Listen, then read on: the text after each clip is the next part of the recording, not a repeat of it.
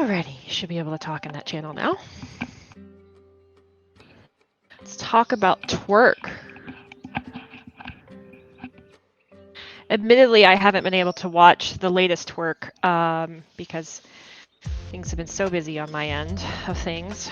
But happy to quickly review it and then talk about it in the capacity I can.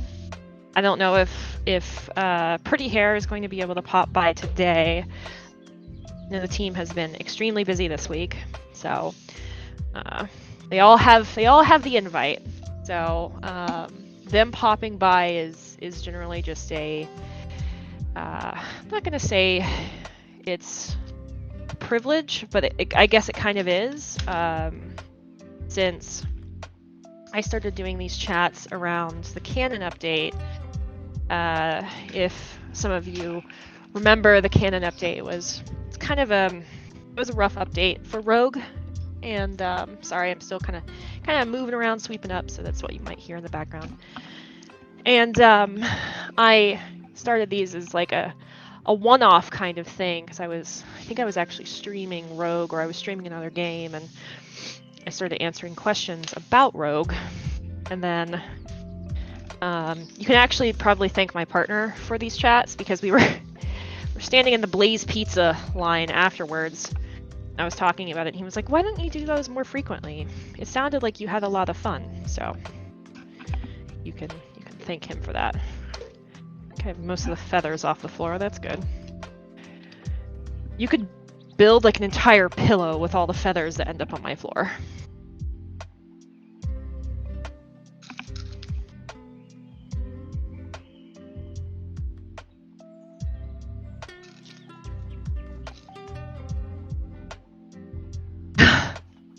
Some bread is back, I see.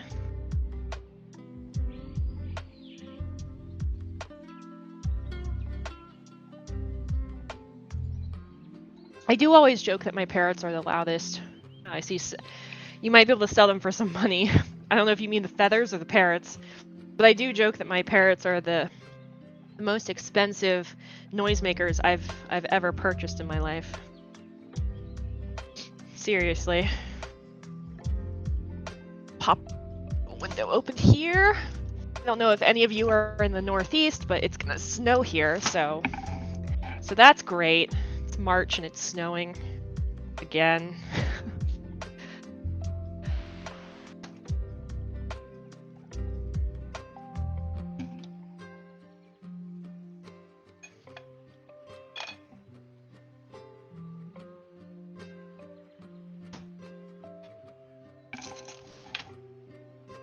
I also live in a house that was built in like the 1910s, so that's a thing.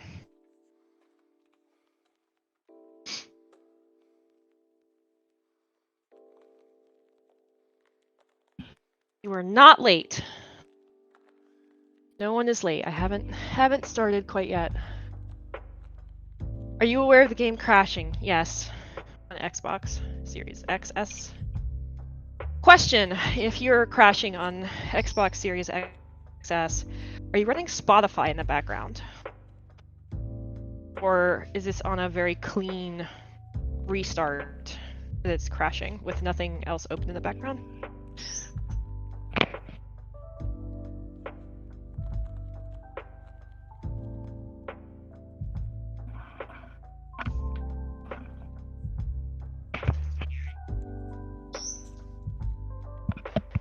I have a visitor! Evie, come here. I have a tiny green parrot who just wandered in. Be right back. I'm gonna drop her. I'm gonna drop her off in her cage. You guys, yeah, let me know if there's anything open. Hold on. Be right back. I'm gonna put Evie back in her little space.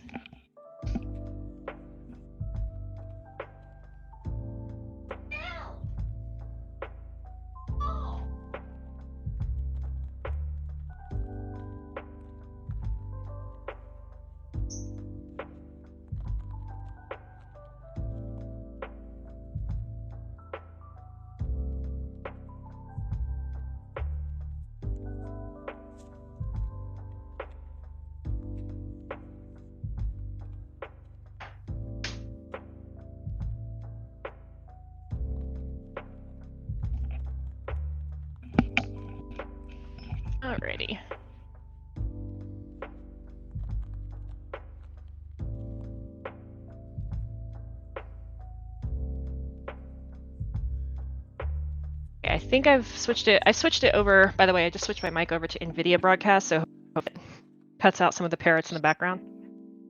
Hopefully you can still hear me clearly. I just didn't want to hear like the parrots in the background or potentially some driving by with a siren if I have a window open. Also, I'm feeling a little bit under the weather, so I'm probably not going to do 10 hours.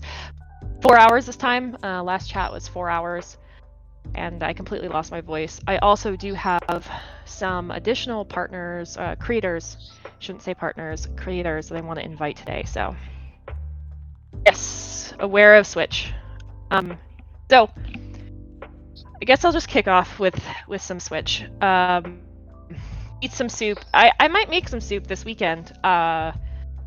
Admittedly, the reason I don't feel well is just kind of a lack of sleep. This week has been...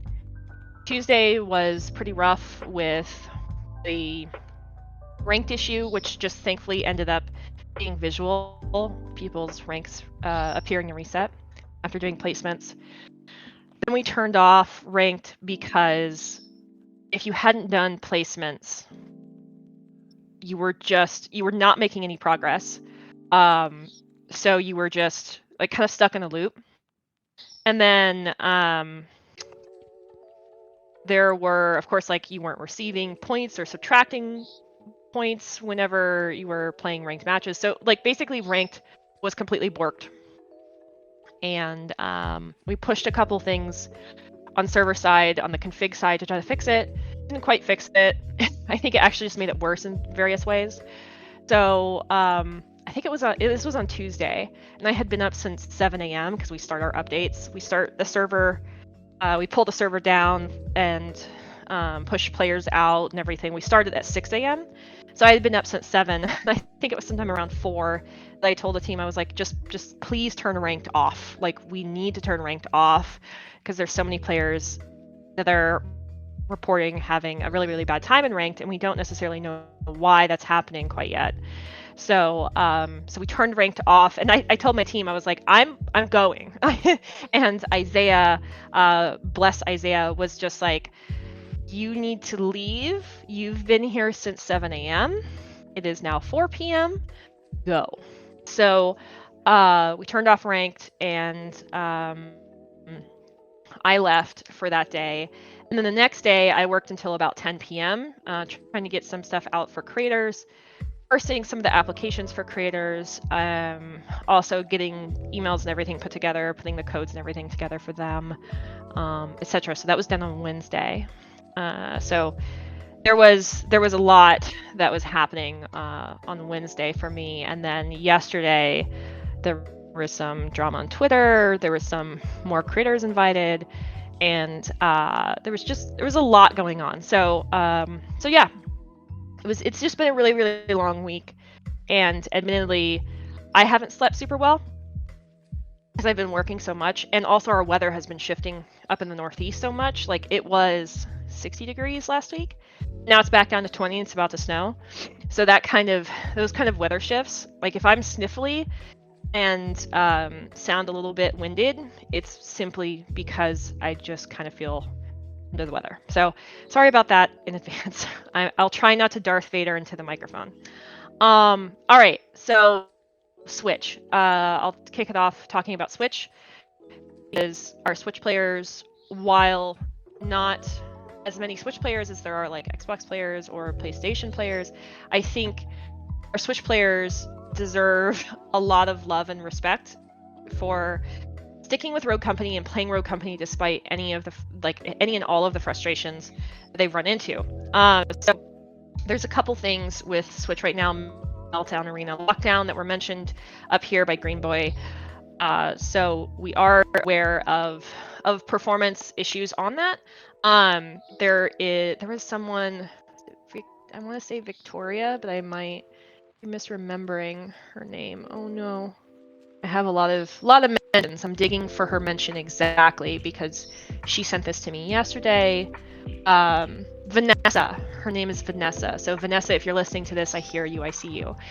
So Vanessa sent us a video of really bad audio stuttering. on the Switch. And the team has been looking into that today, and we're talking about trying to allocate more resources to work on the Switch. So we want to improve the Switch experience. I know it's been really rough. I know Meltdown. I know Arena has been a sore point for a while for Switch players, Lockdown, etc. So we just want to make that a better experience for people. We know that it's crashing. We know that there's audio issues. It sounds really bad. So yeah. The ziplines work on Favelas now. Yeah, and Ranked is back. Yes, Ranked is back. There's also a couple exploits with Favelas that a creator sent me yesterday, and we're going to work on those too. Hello, Nick. Hi. Hi. Sorry, I was in the wrong Discord. How are you doing? Good. How are you? I'm tired. I'm tired, and I sound phlegmy, so I'm sorry. I've been apologizing to everyone. I sound really gross. All good. So we just got started, so you didn't miss anything. I was talking about Switch and Switch lagging and occasional crashes in certain maps, particularly Meltdown, Arena, and Lockdown. So that's what we were just talking about. Right on. Let's see. Is there a way to fix ads not being available to watch? Depends what region you're in. So that really heavily depends on what region you're in. If you're in North America, Europe, Brazil, and you're not being served any ads, like, please let me know, because that shouldn't be the case. It's really dependent on what region you're in. So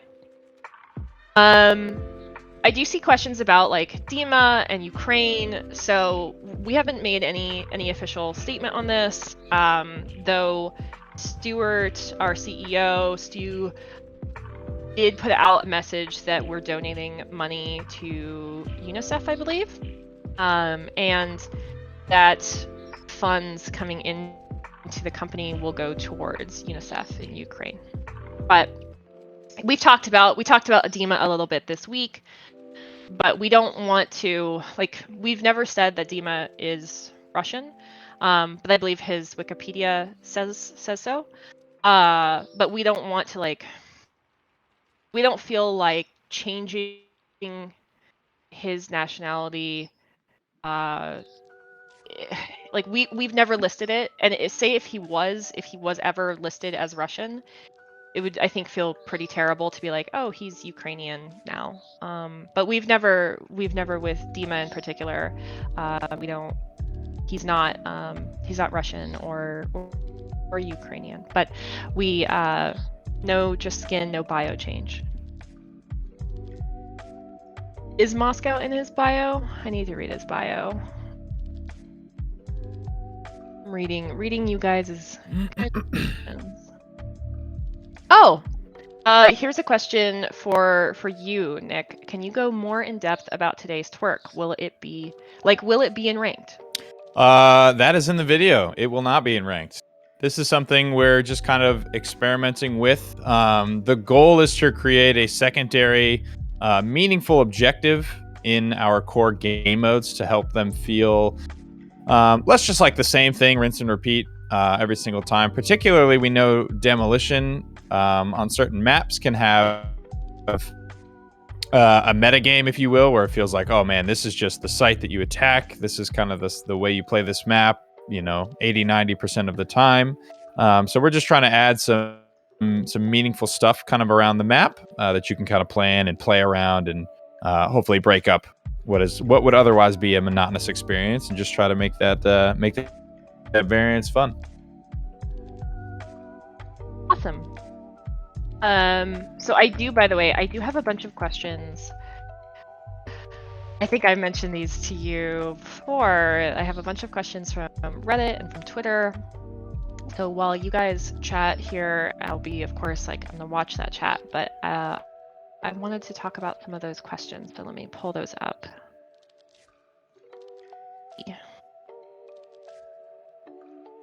Add an option so you and change music themes between different seasons. I mean, I think this has come up before, and I think this is a really great idea. For things like think I talked about it last chat, that the season one music gets brought up a lot, and the only issue with season 1 music is I believe it was a Run the Jewels piece. So licensing and all of that is part of the question there. But I would say whenever it comes to things like having basically like a jukebox in your home screen, I would say that's going to be one of those nice to haves. And right now we're really trying to work on and focus on things that are crucial to the player experience. So a sound pack like Smite, yeah. Characters have a red tint on Switch. It's the first time I'm hearing about this. Sometimes. Is it all characters? Is it in a specific platform? Specific platform. You just said Switch. Sorry, my brain is scrambled eggs, y'all. A specific map. Sometimes in the dropship. Does it persist outside of the dropship?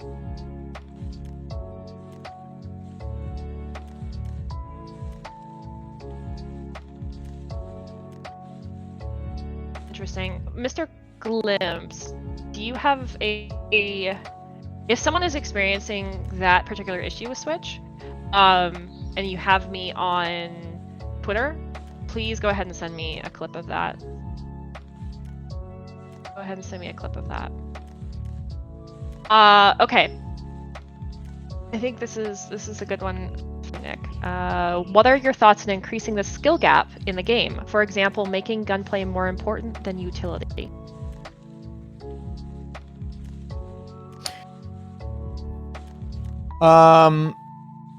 That's a good question. I think utility actually is a way to increase the skill gap. Like if you are just running around doing gunplay, and you run into someone of equal gunplay skill, but they're smoking you out, flashing you out, softening you up with a grenade. I actually view utility as part of the skill gap. If you're asking just about making gunplay harder, we're not really looking at any like core gunplay changes at the moment now. But yeah, I view utility and rogue abilities as all part of the skill equation in Rogue Company.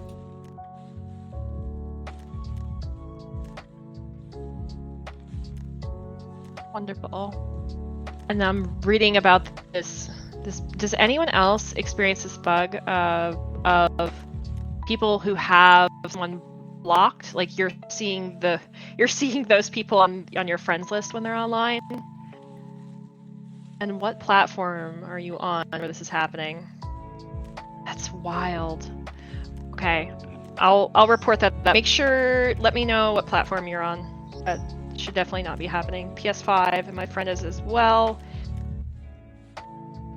Questions about 6v6 on Switch? Probably not.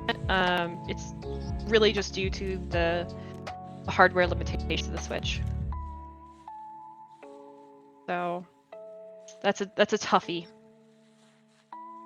So I do want to answer a couple of the questions that came in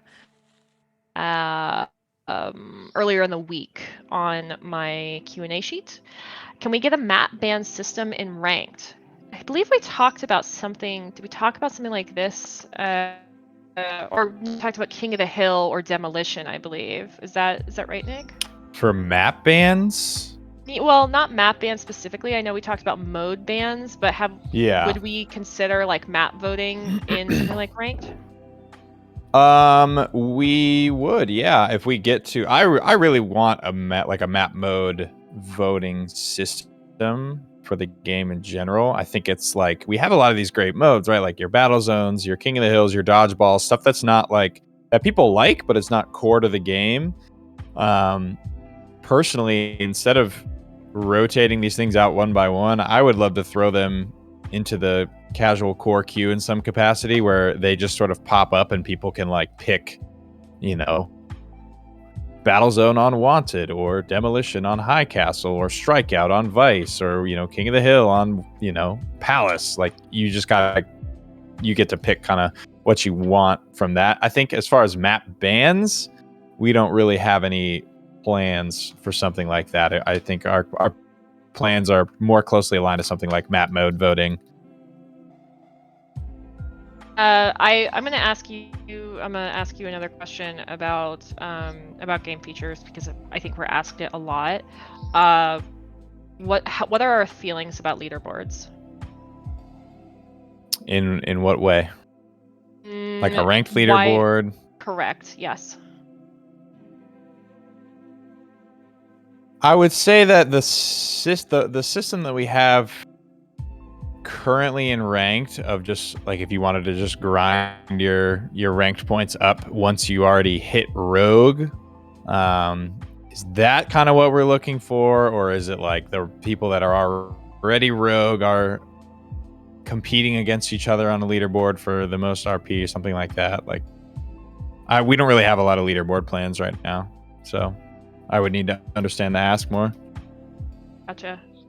I see. It's a conversation we can start about what type of leaderboard are we interested in. Yeah, I see the follow-up. What about rogue leaderboards? So basically, like, best Dahlia player, best Mac player, etc. I don't know how you really judge that. Like, how do you track that and display, like, maybe like a win-loss leaderboard with a certain character or something like that?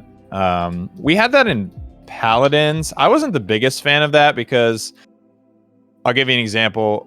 One of my best characters, right when Ranked came out, I was just like one-tricking my best character, obviously. And then I got to the #1 spot on that leaderboard for that character early in a season. And I was like, dang, now I don't want to play this character that I'm good with and is good in the game, because I'm fearing for a superficial leaderboard spot, rather than like focusing on winning the game in front of me.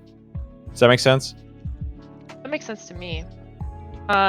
There's some follow-ups in the chat about maybe with rogues, it would be mastery points. Most RP after hitting rogue. Yeah, I think something like that makes sense. And probably, given like that's kind of how the system is set up, probably wouldn't be too difficult.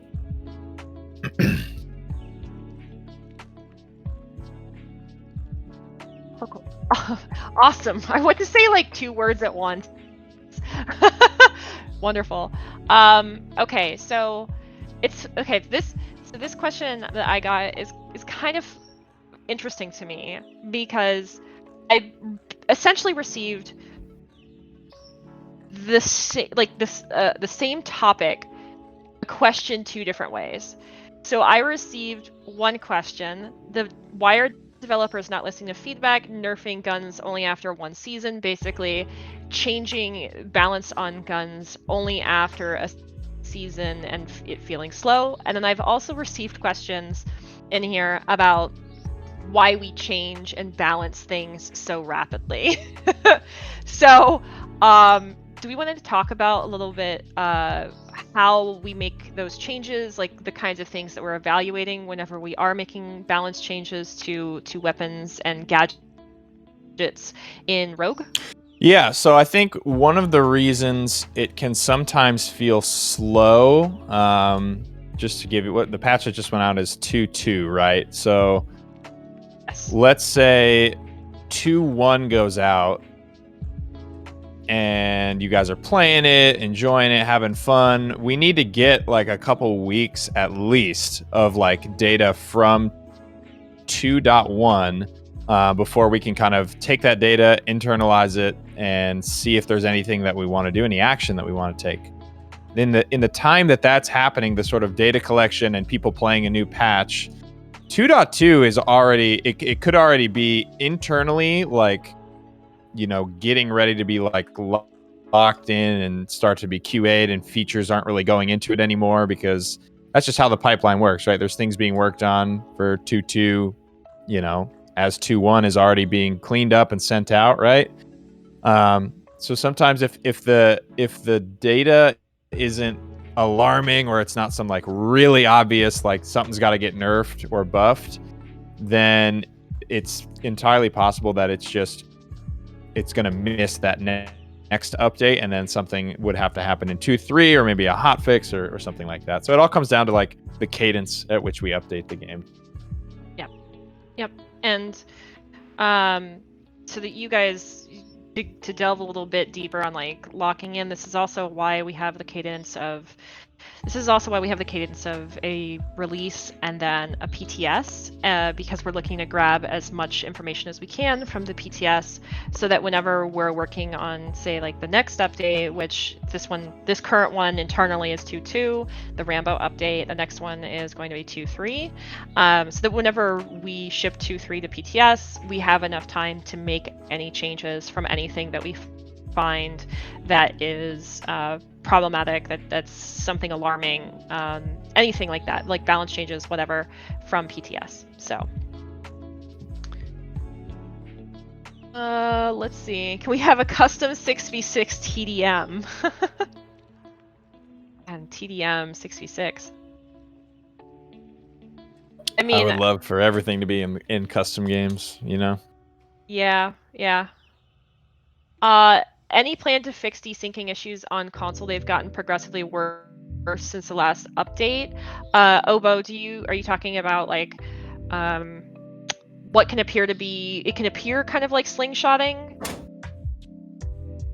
Just a little bit. Just looking for a little bit of clarification.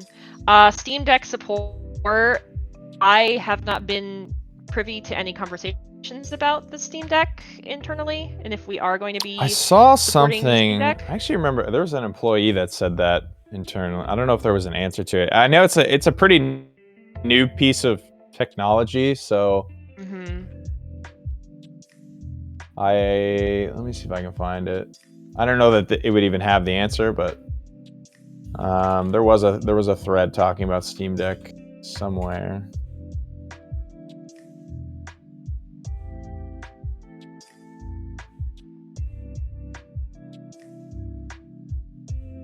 Replay mode. Replay mode is something that I think has been on the wish list for a while. But again, I think replay mode is in the vein of it's going to be a very nice to have. But first, we need to make sure like we get core features into the game that are really important to improving the experience. But I think a replay mode is great. I think it's also pretty critical for competitive players and the competitive scene. So I haven't forgotten about suggesting replay mode, but again, like it's one of those things where getting some of the other features into Rogue is going to be crucial, and it's probably just going to take priority. So yeah.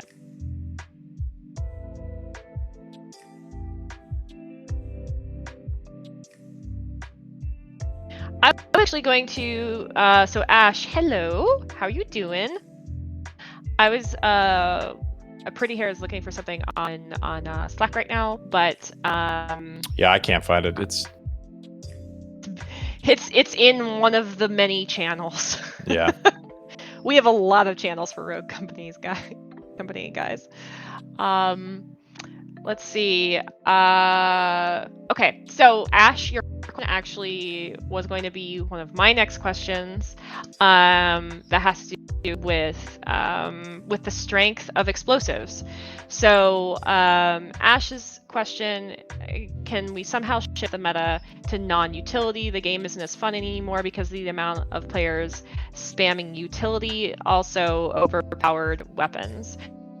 So, and then one of the questions I received, the developers don't seem to see that explosives are so strong in Rogue Company, and that the aim doesn't really matter with explosives, and there's a feeling of them taking little skill to use. So do you want to talk a little bit about explosives and utility spam and gadget spam? And I mean, I think like the C4 buff was kind of contentious. Do we want to talk about some of our feelings about that?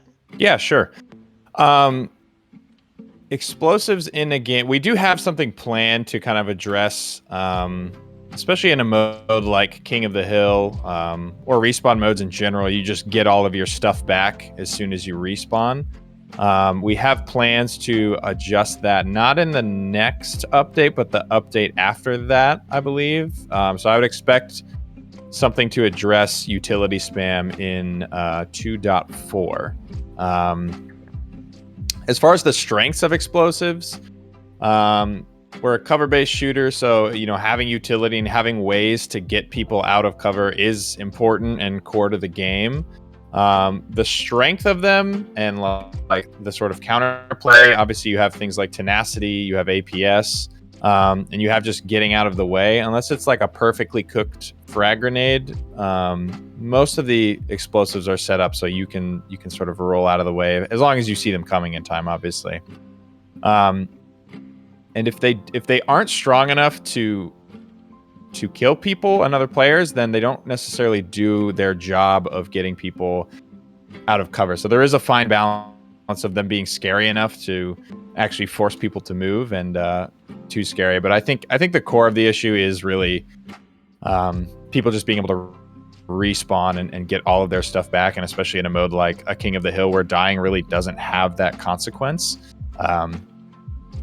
You're incentivized to just bleed out instantly, get all your stuff back, and have at it again with however much utility you're bringing in. Yeah, and I know that I believe fairly recently you and I, it was either one of these talks or it was a meeting when we talked about the propensity for people to just bleed out. Maybe it was the update note show. I don't even remember. Everything is a blur. But we did talk about the propensity for people to bleed out and just how, not necessarily like changing that behavior, but making it more worthwhile to res your teammates or to just wait for a res in general. So yeah, are there any plans to revert the glitch change? No plans currently, just to balance. We're looking at, I guess I can, it's not the biggest deal. We're going to go over this on the patch note show for 2.3, which is happening next week. We're going to change the duration that you are hacked for glitch, and we might look at adjusting the cooldown for it as well. But the change to glitch does solve the core issue. I kind of break it down in I guess it was, can't remember if it was a patch notes or a TWIRC show. But the core reasoning, I think, is still sound and still something we stand behind. So we would be looking at balance adjustments in the way of, his cooldown or how long you're hacked for, stuff like that. But we really wanted to address the sort of intel gathering, almost flanking play style that Glitch fell into, because that was not really his intended design. So yeah, fair. I do see some people saying something about trip mines disappearing after death. If that's something that and it looked like it was pretty highly upvoted. So, I mean, that's something we could look at doing too. I think I think it's a good conversation to have. Trip mines and things like sticky sensors, or sort of those like persistent pieces of utility that you can put out in the world. Let's have a chat about that. Like, how does that feel if you're the trip mine guy? Like, you have all your stuff set up and you die, and then somebody somebody kills you and then goes around the corner that you had trip mined, but your stuff goes away instantly. Would you guys be okay with something like maybe a few seconds after they die? Or I'm just trying to understand, really, because I'm not a big trip mine user.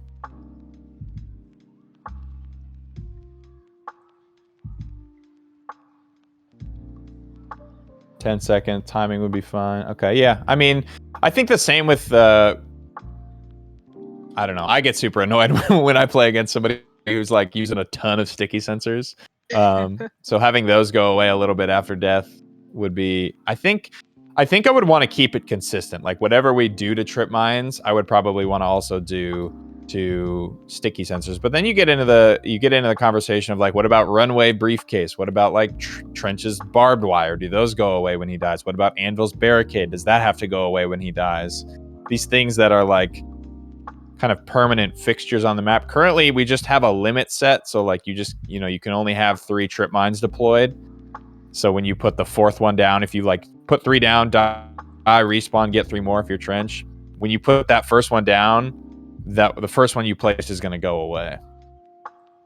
I saw a suggestion in here about them despawning whenever the player respawns, and I feel like to me that makes the most logical sense of like, oh, that person's back up, all of their utility that was out on the field that's a pretty gets decent wiped. rule. And somebody said in 1 life modes they don't go away, right? And so that would still obey that rule of like, okay, they haven't respawned, so their stuff doesn't go away because it's a 1 life mode, so it just it stays forever. So that's interesting.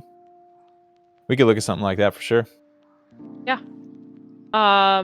There was a question in here about anti-cheat, and I'm going to talk about this a little bit because anti-cheat is a question I see a lot in the community. It came up as well in the Q&A form I threw out there. There's a question in here somewhere about it. There's 80 questions in here, guys, so I apologize if I'm not reading the exact thing. I think it's what is being done about cheating. That's the exact question.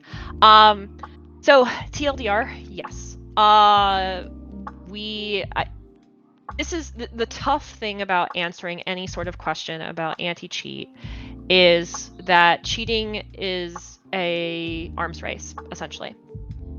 And it is tough to discuss without essentially giving away too much. However, I think this is still worth talking about because if I don't know if anyone in here, I mean, I'm sure there are, but if anyone in here plays League of Legends or Valorant, let's bring these up as an example because I think they're a good example for this. So League of Legends in particular, and Valorant followed some of this.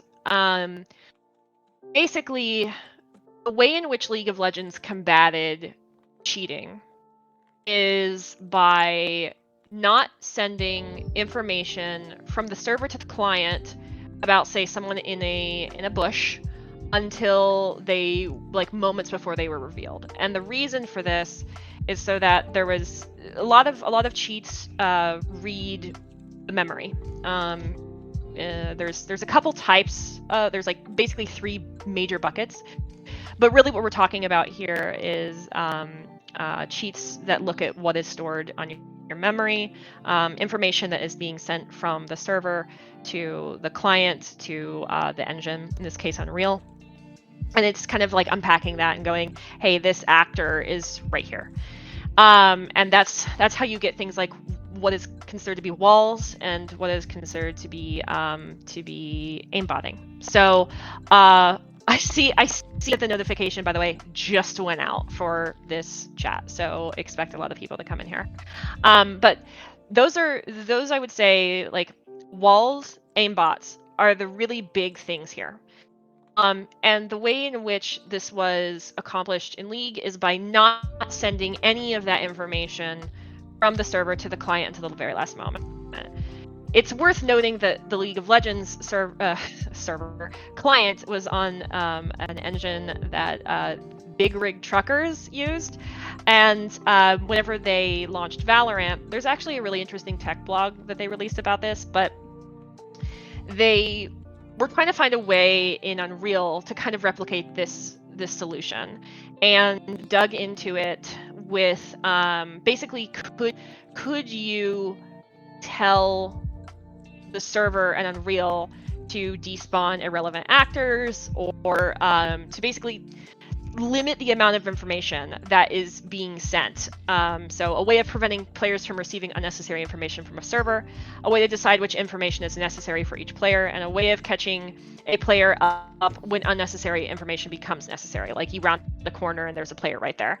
So they had to essentially dig into some of the guts of the Unreal Engine in order to figure this out. Now, the reason that this has worked for Valorant, I actually brought this up to Zenon. His name is Dale. He's wonderful. He's one of our engineers, and I brought this up to him in a conversation, and he actually ping-ponged this off of some other engineers inside the studio. And there's a couple problems with us being able to use something exclusively like this for cheating. And the biggest thing is that Rogue Company is on consoles. Oh, there's all the listeners. So one of the toughest things about combating cheating on Rogue Company is that we are on consoles, and so we need to take into consideration, like, we potentially cannot limit this kind of information that is being sent to clients running on console because of that. So the solutions that work for, say, Valorant would not necessarily work for as a solution for Rogue. However, I was talking with Zenon about this, and there are some things with EAC, and as a CM, I spend a lot of time on cheat forums, actually, because I really love bopping cheaters. Just my personal little joy in life. So, I know that cheaters, it's funny, say that EAC is one of the tougher clients to deal with. And I know that we are looking to be improving this in the next couple releases. So yes, we are improving. We are improving the anti-cheat situation. And one of the things, whenever I was talking with Zenon about this, this Valorant solution in particular, was if we decide to do something like it, it will be an addition to something like EAC, not replacing it. So, cheating is something that is very important to us and is very important to the team. And it is something that we are addressing. It's not something that we've necessarily shouted from the rooftops because, again, like as I said, this is an arms race. There's always that arms race with people who cheat and the engineers that create cheat software, and us and game studios. So, yes, the answer is yes. We are working on it. We are improving it. So, don't worry. And like I've had conversations again internally with like Zenon, with other projects I've worked on. Like full transparency, I've worked on League of Legends, so I was pretty familiar with how League of Legends handles their anti-cheat. And had an epiphany one moment, and I went to Zenon like, why don't we do it this way? And he explained it to me after he went to another engineer and got like the full scoop. So yeah. But always happy to talk about those kinds of things. Okay. Will Rogue Company ever release an Unreal 5? I want to fry my PC. I Interesting. You want to fry your PC. All right. Probably I'm not going to give you a definitive yes or no. However, porting from one engine to another, even if it's within the same family, like Unreal 3 to Unreal 4, is not a minor thing. Usually you're able to just improve technology with an existing engine. I don't really. There's not very many games I can think of off the top of my head. Has any game ever actually done that? I don't think so. Because you have to. Okay, so here's the thing: is you would have to rebuild all of your assets. Most games you would need to rebuild all of your assets. Wait, we don't just copy and paste it? Like yeah, you Control can't. C, Control V? God, if only. Control C, Control V, like Control C, Control V your map in. So every asset, every single thing, guns, utility, the models themselves, the way that they work, the maps, etc., all of that would have to be rebuilt in a new engine. And even more than that, the way in which that engine communicates with the backend would also need to be retooled. So yeah, it's quite. It's basically a whole new game at that point. It's a whole new game. I saw a question: is Radar still alive? He is. He's tried to eject himself out of most of the community spaces because I exist now, and so do the other CMs, and he manages customer support. Like he does pop in every once in a while, but he mostly manages customer support and things like the report system. So anytime you guys send reports, that goes through his team. So I kind of like work closely, I would say, with that team, in that whenever I get reports from other players, I forward them along to that team. I am not responsible, nor do I work directly in that team. So, okay. Ash, so it's a no. Yeah, I highly doubt we would ever move to Unreal 5. Although, if you think performance on Switch, I'm just going to assume, if you think performance on Switch is bad on Unreal 4, oh Switch, are all of our Switch players. I feel horrible for all of our Switch players. Trying to work with Unreal 5, because that's the other thing with any sort of engine considerations, asset fidelity, etc. Like, you have to be able to consider how those things run on not just PC, which PC players is like a wide variety of hardware, but the like lower end machines and like PlayStation 4, Switch, and the Xbox One, the older generation consoles, are a lot like a mid-range. They're like a mid-range PC from like 6-7 years ago.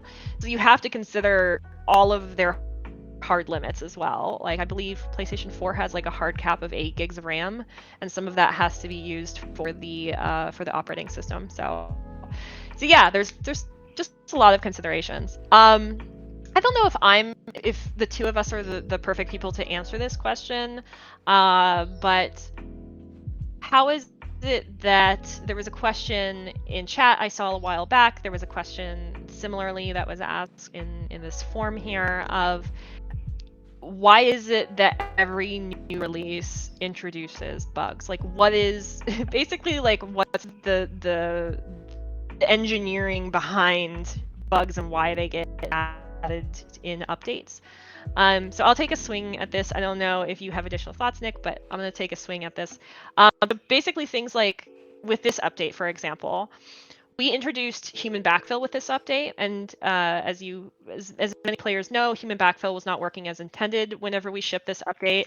It was originally intended to be, I'm just using human backfill as an example for this, but it was originally just supposed to be casual demolition, and it appeared that it was turned on for all modes, and it also seemed to break deserter a little bit. So people were just leaving in mass. Then the human backfill system was desperately trying to fill. There would be people leaving in loading screens, and the server would get stuck in a state of just confusion, not knowing what to do, and crashing. So there was a plethora of issues that were occurring, and the reason is a lot of times whenever you make any sort of changes that aren't really simple changes, but like fundamental features like human backfill, or even increasing a team size to 6, anything like that. The bans on notice that we added this update. Whenever you're adding things like that, you're not just changing numbers on say balance. You're making fundamental changes to the game systems. Like, this is weapon mastery is another example.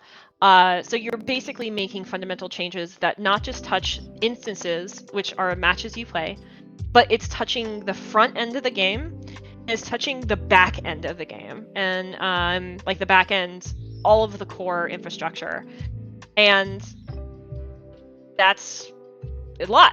like I think anyone that works in engineering can probably tell you, like, whenever you're introducing a change that can fundamentally change how all of those systems talk with one another, it's you're introducing a lot of variables, and so whenever one thing breaks, it can kind of lead to like a domino effect, where then the next process doesn't know what to do. So any sort of feature like that where there are so many potential variables at play,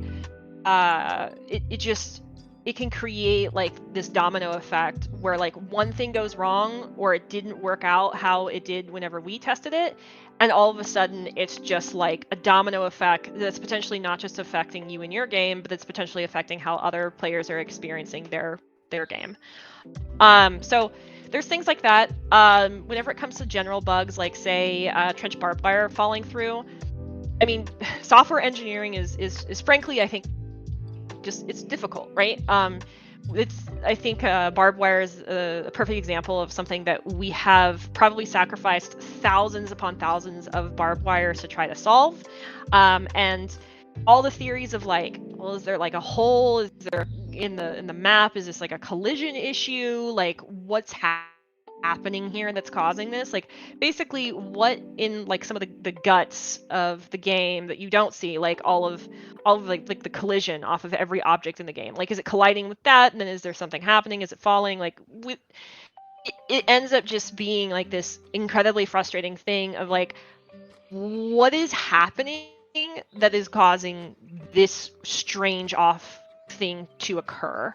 One of the QA guys could probably answer this even better, but basically software is hard, and I would say games are much more challenging than your run-of-the-mill, like even like something like Discord, right? Because there's just not as many moving parts.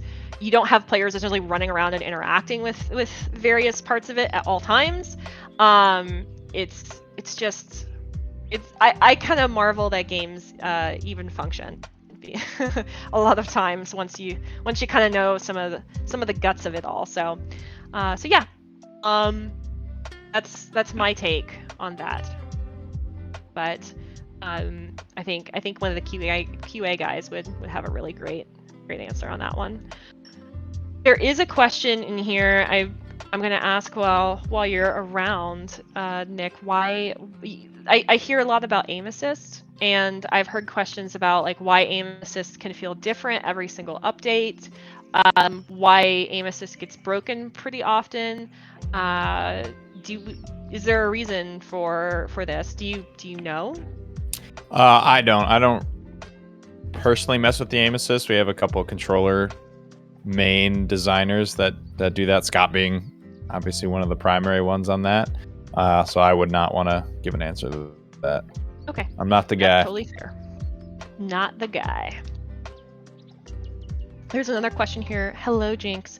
Will we ever have 6v6 on Switch? I mentioned this a little bit earlier, but probably not due to the hardware limitations of the Switch itself.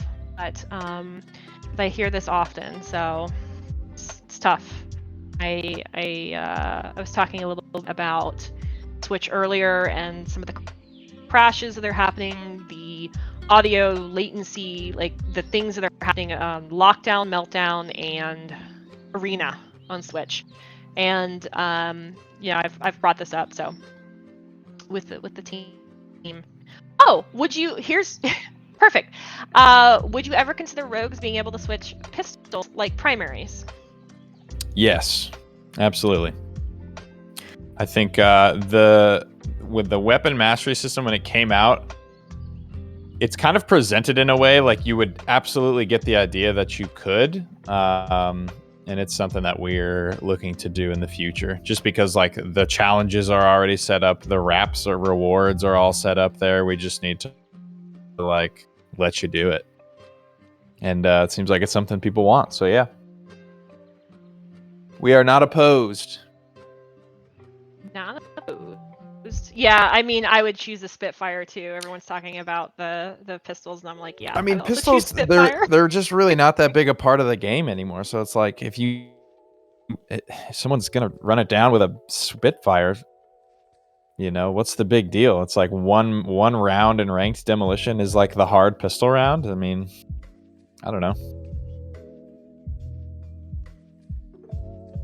People with Chronos, no switch pistols, funny shock main. Y'all like Spitfire? I hate it. Okay, no, the A2 salvo's where it's at. I hate the Spitfire. Pistols are a huge part of the game. That's just exactly. That's just demolition though. It's not. I wouldn't say it's a huge part of demolition. I wouldn't say it's a huge part of the rest of the game. Like I'm not the biggest demolition player, right? So I haven't fired a pistol in many moons. I just get my gun right away in respawn modes. I mean, I do too. I immediately do, unless I have the Spitfire. Actually, if I play Switchblade, that's the only one where I'm like, no, I'm gonna hold on to this for a round. Feels good enough. Okay, there's two questions in here I want to hit. One from DN Street.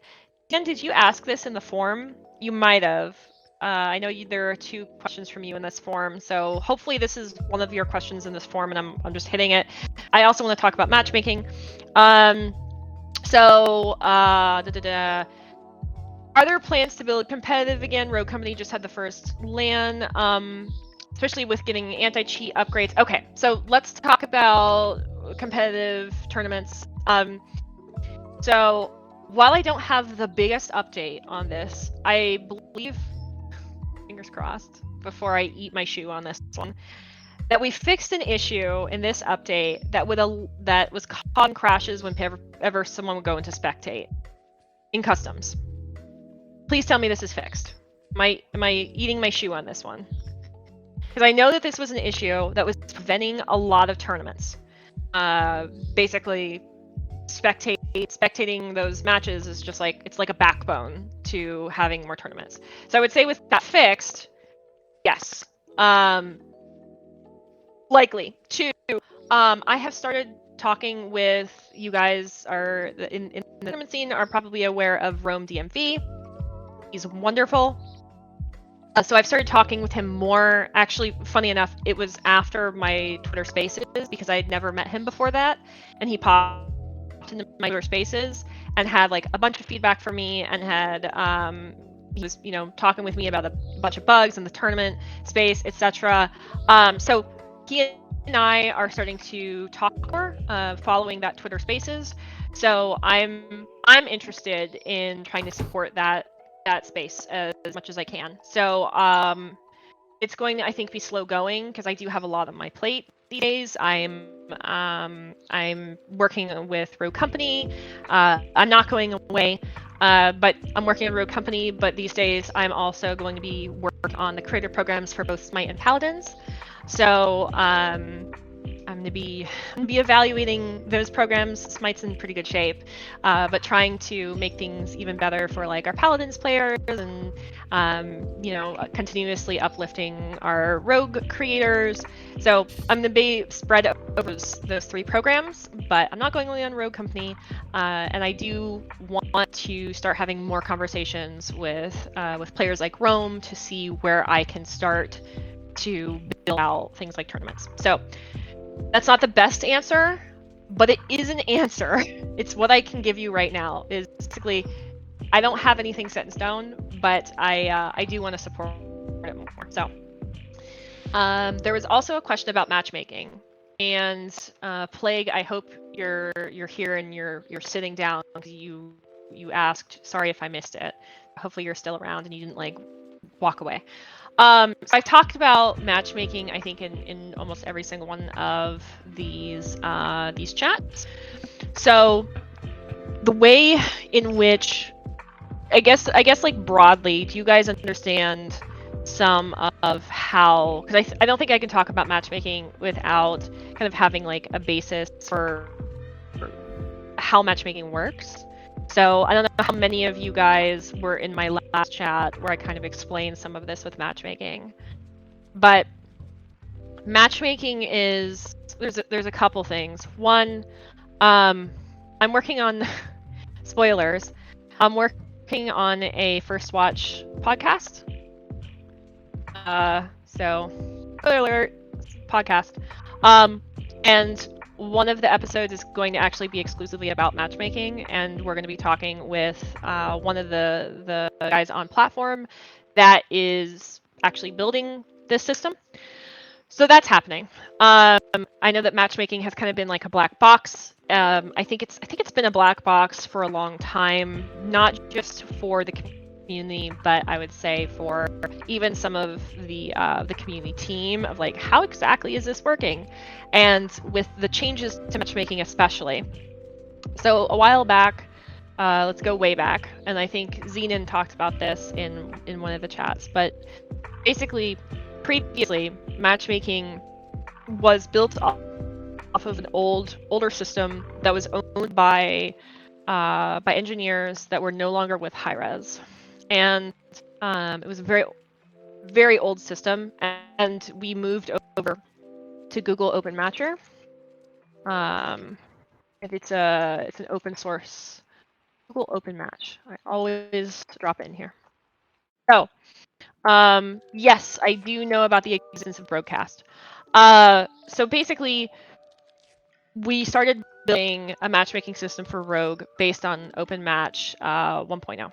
And this has been continuously tweaked and continuously tweaked.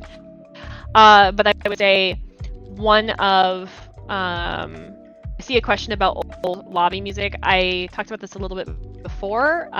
Really quick, the lobby music from season 1, it's likely a licensing issue because it was Run the Jewels. So I don't know if that music will ever return. But so one of the things with matchmaking is, imagine you have the really big bucket of all the players that are online. Say it's like 10,000 players, right? 12,000 players, whatever you want it to be.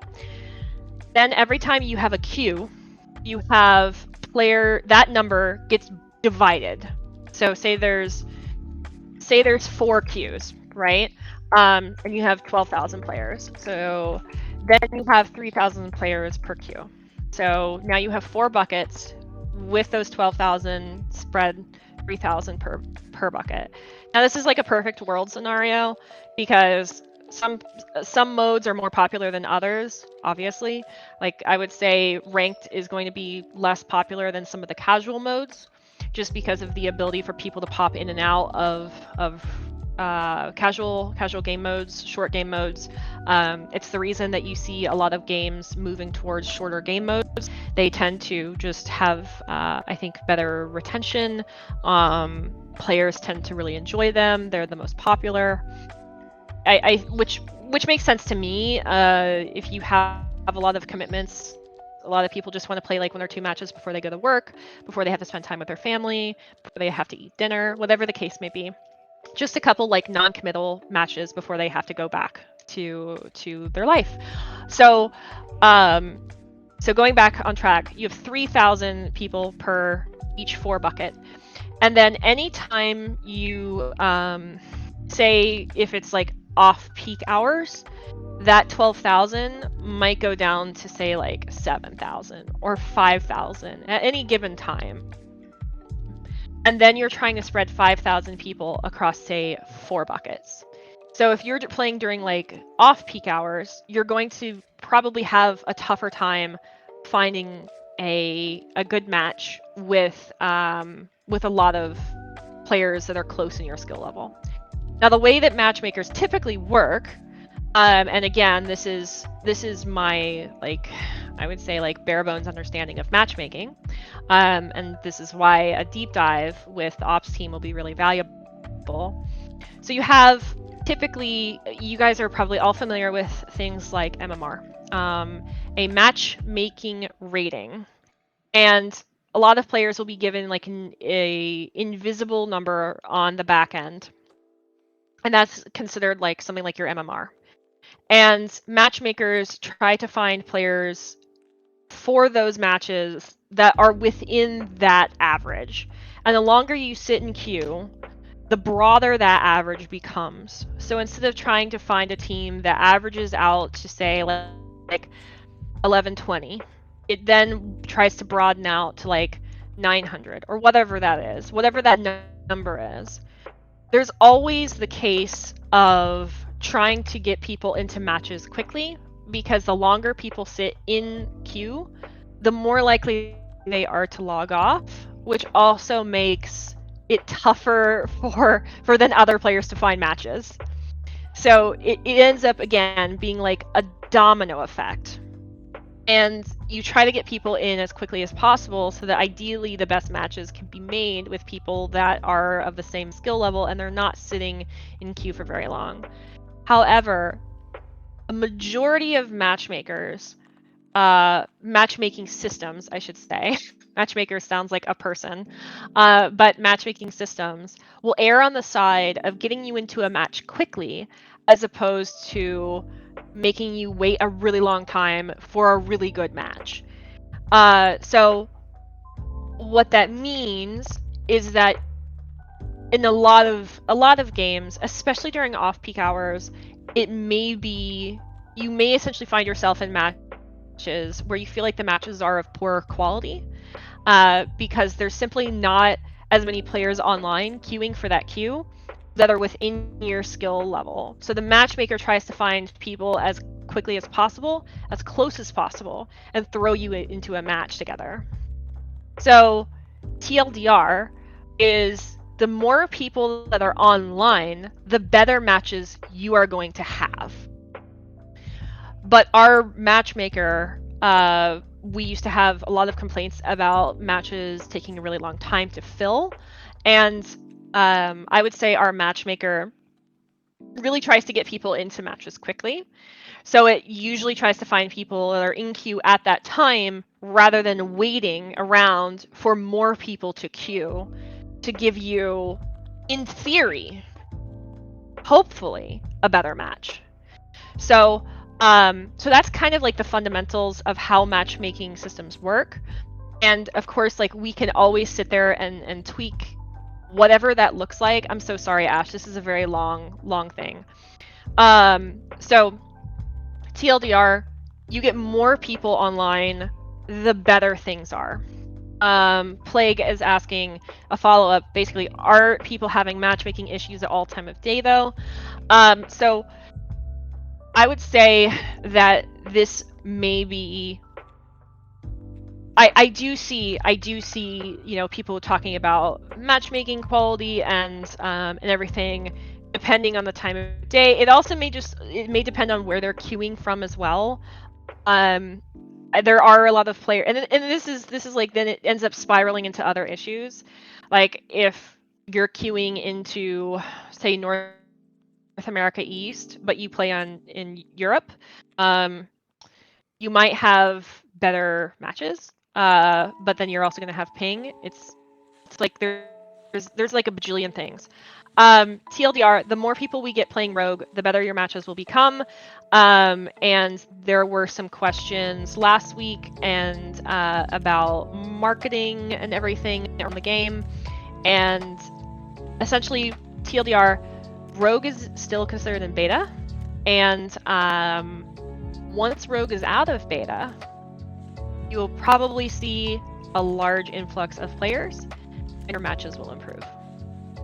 The reason for that is that games don't typically spend a lot of marketing cash on games whenever they're in beta. That's just tends to be the case. So once we've moved to a launch state, I think you're going to see improvements in even things like matchmaking, just because there's going to be more players there. So, sorry, that was very long-winded. Is Fortnite still in? No, Fortnite. Don't tell me. Yes, Rogue is still technically in beta. Still answering the same question. I'm so sorry, guys. As I said, like, I'm just feeling a little bit under the weather, so my brain is just kind of like scrambled eggs, as I said earlier.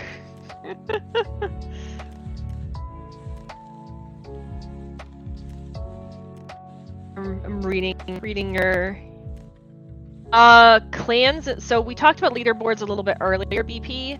And let me find. I've been kind of like low-key writing some of these answers down.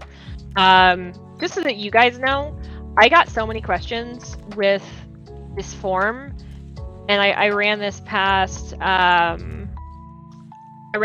Pretty Hair earlier this week. But we're gonna take some of these questions that we received, and I'm going to answer them in text form and make them into probably a regular blog series. Like once a week, answer some questions that you guys have sent us and just write them down, because there's a lot. and maybe hopefully then there'll be a little bit, there's like a paper trail, basically, right? So you guys will be able to see those. So leaderboards.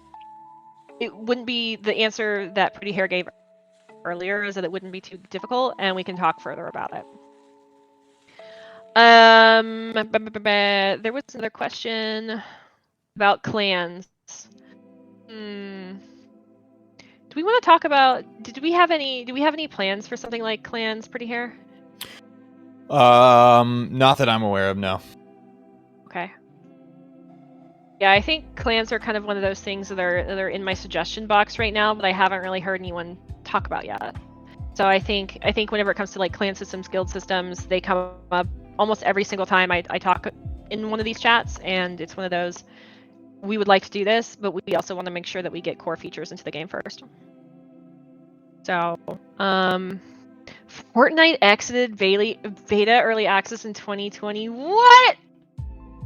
My goodness. It's Doge. When will you have openings for the Rogue Twitch channel? I've been getting a lot of questions from creators lately. So I'm just gonna the answer here. We spun down the partner program. So there's two programs technically. There's the Rogue Creator Program, and those are our creators. And then there was the Rogue Partner Program, which were the players that streamed on twitch.tv/Rogue Company. That was spun down August of last year.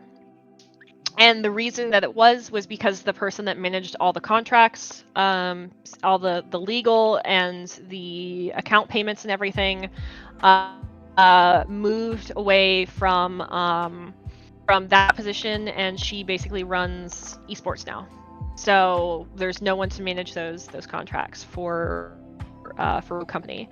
It's something that is on my back burner. I thought about starting it up, but frankly, I personally just absolutely do not have the bandwidth for it. Like if I can spend 10 hours in one day just trying to bring the just trying to like get more updates into the creator program, I definitely do not have the ability to also juggle legal contracts right now. So it's something we've talked about internally in the community team, and I think it's something that we want to do eventually, and I think we'll probably do again later this year. I don't have a specific date on when that is, but basically it got slowed down simply due to bandwidth. Like the person that was running it moved off of running any of those programs for she was running Paladin, Smite, and Rogue Company, and she moved over to run esports. So that's why.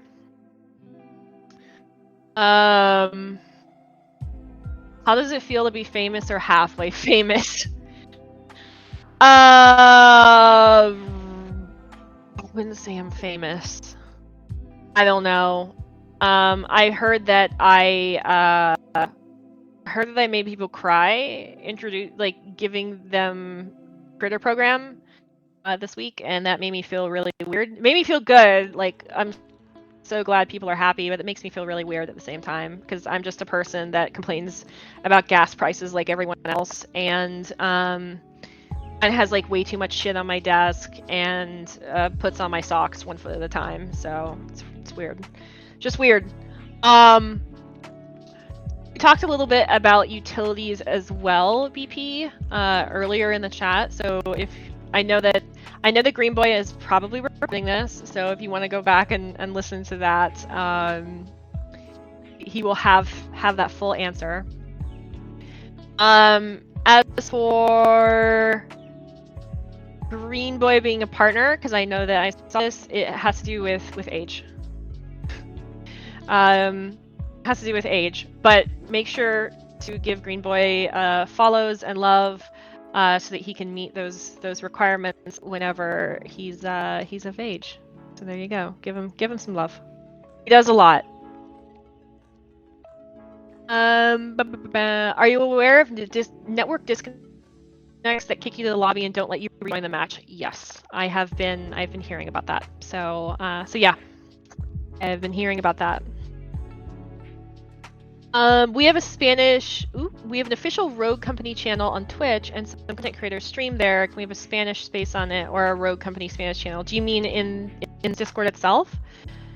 I've actually thought about spinning up sections. One of my original plans with this Discord, by the way, was to create sections for multiple different languages. But it just had to wait because we need moderators. We need community moderators that can moderate in both English as well as that language. So yeah. When are you planning on getting out of beta? I cannot give you that date. That would be giving you a launch date. I'll get my mom to moderate the Russian bit. Oh goodness. Yeah, Great Boy, if you want to drop your channel in here, feel free. I know that you you know, you do a lot here, so feel free to do a little bit of self promotion. You do a lot here. Oh, is Umbra being able to detonate his spider while dead considered healthy? He's the only rogue that can kill people after having died. It's probably a question for you, Pretty Hair. It is intended, yes, that he can do that. The spider has a mind of its own. Spider has a mind of its own. Okay, so I've seen a lot of questions in general about Trench, and I think I've tried to kind of talk a little bit about Trench, but that was on my own. Do you want to talk a little bit about the state of Trench and kind of some of the I know that we have a little bit of love planned for Trench. Do we want to talk a little bit about the state of Trench and kind of where things are at, and maybe a little bit of tease at some of the the future plans that we have for Trench? I'm not gonna tease anything for Trench at this time. Okay. It's not really it's the stuff that's like my team's changes. I'm more comfortable teasing. And I guess that is a bit of a tease. You know what I mean? It's not really like something I'm working on directly, so I don't feel like I should be the one to tease it. That makes total sense. I know that Trench, Tranch, can't say Tranch without saying ranch. Yeah, that's a joke that should tell you how tired I am this week. Okay, but I see every single update. I see, you know, get Trench a skin. I see comments about Trench. So don't worry. I see all your pain about Trench. The only Trench players I get on my team don't even know how to look up. You're just calling people out like that.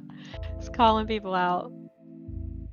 Sub Joe, are you guys focusing less on pro tournaments? I talked a little bit about this earlier. So there was a major issue with basically a feature that tournaments utilized, which was spectate in customs, and I know that made it really difficult for players to host tournaments. I'm talking more with Rome DMV. Some of you may know him. He's wonderful. Does a lot in the tournament space. So I'm talking with him more, and still just in chats with him. But I want personally, I want to be able to do more with tournaments. So we'll get there. MXR is in the right place. It's balanced and good.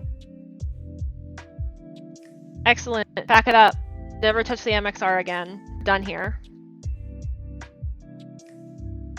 Do you have any plans for future non-respawn game mode?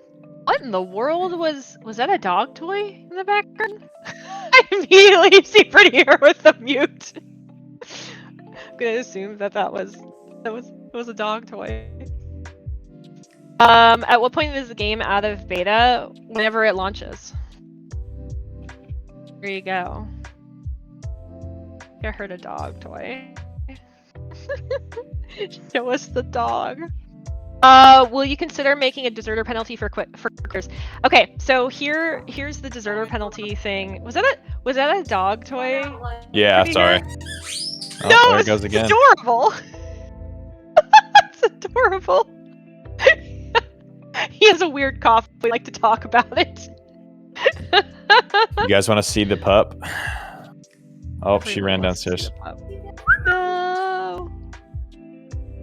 Alright, let me see if I can get her. Come here, baby.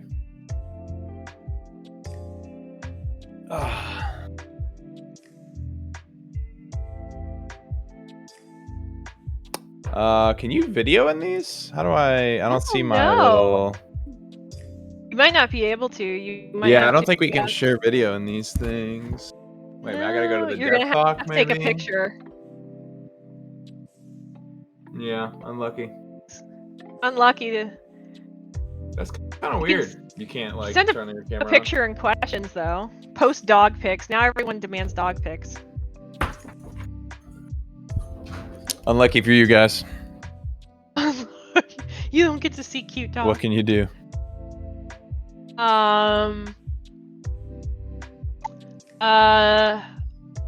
Let's see. Reading here. Igor, the Rome DMV dude does not want people to ask about the competitive stage. I think so. I'm not going to speak exactly for Rome, but I know that he's felt a little bit of frustration. So I'm talking with him. I'm talking with him right now. So be kind. I would say be kind. He has done a lot for the community and everything. Bring back extraction, one of the best game modes. So extraction, from what I know, was one of the lesser played. Statistically, was not the narrator voice. It was not the best game mode. Oh no. Well, do you want to talk about how we look at game modes and because I think it's an interesting conversation about how we look at game modes and decide which ones to rotate in, and we get a lot of questions about like zone being brought back or dodgeball being brought back and like what makes it. Yeah, I think my biggest thing with game modes is there's a lot of game modes that I think are fun, like your battle zones. I love King of the Hill. I love dodgeball. I love a lot of the stuff that we put out. But coming back to your kind of matchmaking explanation, you can't split the queue up into a million different modes because then matchmaking quality degrades and queue times go up across all of them. So something like a map mode voting system is likely how we are going to find a way to integrate more of what you guys like in terms of game modes without splitting up the queue. The goal is to not split up the queue, but to have more game mode options available for you all. I don't know exactly how we're doing it, but that is how we're going to implement it, but that's the goal. I see, and Jinx, you're not alone, I see a lot of people asking for Battle Zone to be a permanent mode. It seems like Battle Zone is one of those things, like some people just really, like there's a handful of people that hate it, but then there are tons yeah, of it's like people anything that love it. Yeah, exactly. There will never be a perfect game mode that everybody universally loves. Yeah. Like people are always going to have their preferences. Is domination a considered mode? I would say, yeah. I mean, anything's a consideration, right? Especially something like, I would say domination is like a fairly core thing to like shooters in general. So we could try it. It's down for more LTMs. Anyone want to join me for sushi tomorrow? Depends on the type of sushi, man. You implement a ping indicator that shows our frame rate. That's an interesting. I think we have that. We have a frame rate thing. You turn it on. It's in gameplay settings. You can turn that on in gameplay settings. 6 p.m. tonight. Yeah, on capture the flag. Capture the flag was another thing that had come up before. I've heard CTF. Suggested. So Obo, you mentioned this before. Lag desync issues for glitch for PlayStation. I'm going to kind of reiterate some of the things that Zenon talked about last week. Zenon he's an engineer on the project. I think is he the director of development now on the project, Prettier? I don't know his exact title. Yeah, I can't remember his exact title. So, but I know that he's important. There you go. These days. So, what was I even talking about? Oh, it's been one of those days. Someone refresh my brain. Someone help me. Are you able to tell us which game mode is the most popular? Strikeout? I think it's in terms of just like, it's kind of tough, right? If you look at it, we look at it from a couple angles. Like we have like a customer satisfaction survey, so like what people rate the game mode, I believe overall. We look at it from like a match count perspective, which is how many of that mode is being played, which is why we look at multiple things, right? Like match count for strikeout games can be very, very quick. Demo games can be very, very long. So match count isn't like the perfect indicator, but it's one of the things we look at. We look at how many unique players are queuing for each mode, stuff like that. Strikeout tends to be the king of most of those statistics. Had my memory refreshed. PlayStation desync issues. Desync issues. I've heard of crashes. I've heard that people have been having issues since Neochrome specifically. Is that right? You guys, I mean, I know that oh man, I know that there's been various crashes for various reasons on PlayStation for a while. Like the Fixer crash, for example, was an issue with colorblind mode, causing an out of memory crash. I know that I've seen, I think, an uptick. Like personally, I've seen an uptick in people reporting crashes on all consoles, but specifically like Xbox and Switch since the Neochrome update. Performance issues, particularly on Switch, crashes on Xbox, and I have seen a handful of people reporting it for PlayStation. I am aware of these issues. The tough thing with consoles is that we don't always receive crash reports from consoles, so it's really up to the consoles, like it's up to Sony, it's up to Microsoft, to be able to send us those crash reports. If you have a crash on those consoles, and you get prompted to send a crash report with a note on there of like what you were doing whenever it happened. So, oh, it is snowing outside and my window just started to fall down. So say you're prompted, I know with PlayStation, you'll sometimes get prompted with a little box there. I've seen a lot of players put in there like your game, but that doesn't actually help us. What helps us is if players put in there like Fixer crash or was playing Fixer, or like this is just for Fixer, but like what you were doing whenever this happened. And if this happens and you're able to send us one of those crashes, it's then really, really helpful. You like if you can follow up with one of us on something like Twitter, or like send us a DM on Reddit. Though my Reddit inbox is quite full, and I recently had to close my Discord DMs because I was just getting so many, and I needed to be able to like talk with our creators. So just send me a message over at Twitter. I actually do read virtually all of my Twitter messages, virtually all of them, and say like I crashed on PlayStation. I got a crash report prompt. I sent it with this message, and then what I will do is I will go over to someone like Xenon and be like, we received a player had a crash on PlayStation, or an issue on PlayStation. They sent us, there goes my window entirely. They sent us a crash report, and this is the message. And then what we see on our end is we see all that those lists of crash reports, and we'll be able to see the reasons, and then we can pull them. So this is actually how we found and we're able to fix the Fixer crash. So whenever it comes to things like, again, like sending us witty one-liners in your crash reason doesn't necessarily help us, but the player that put in there that they had a colorblind Fixer crash is actually what fixed it. So being able to see that message and then be able to go in that crash report is what made us go, oh, that's what's occurring in this crash report that we should be looking for. Otherwise, it can be kind of a needle in a haystack of like trying to find something that's super, super glaring. And in the case of that particular crash, we having a little bit of information, actually, because another thing that happens, by the way, whenever you have a crash on a console, particularly I'm going to talk about PlayStation, is the console will send the last image that was written to the graphics card before the crash occurred.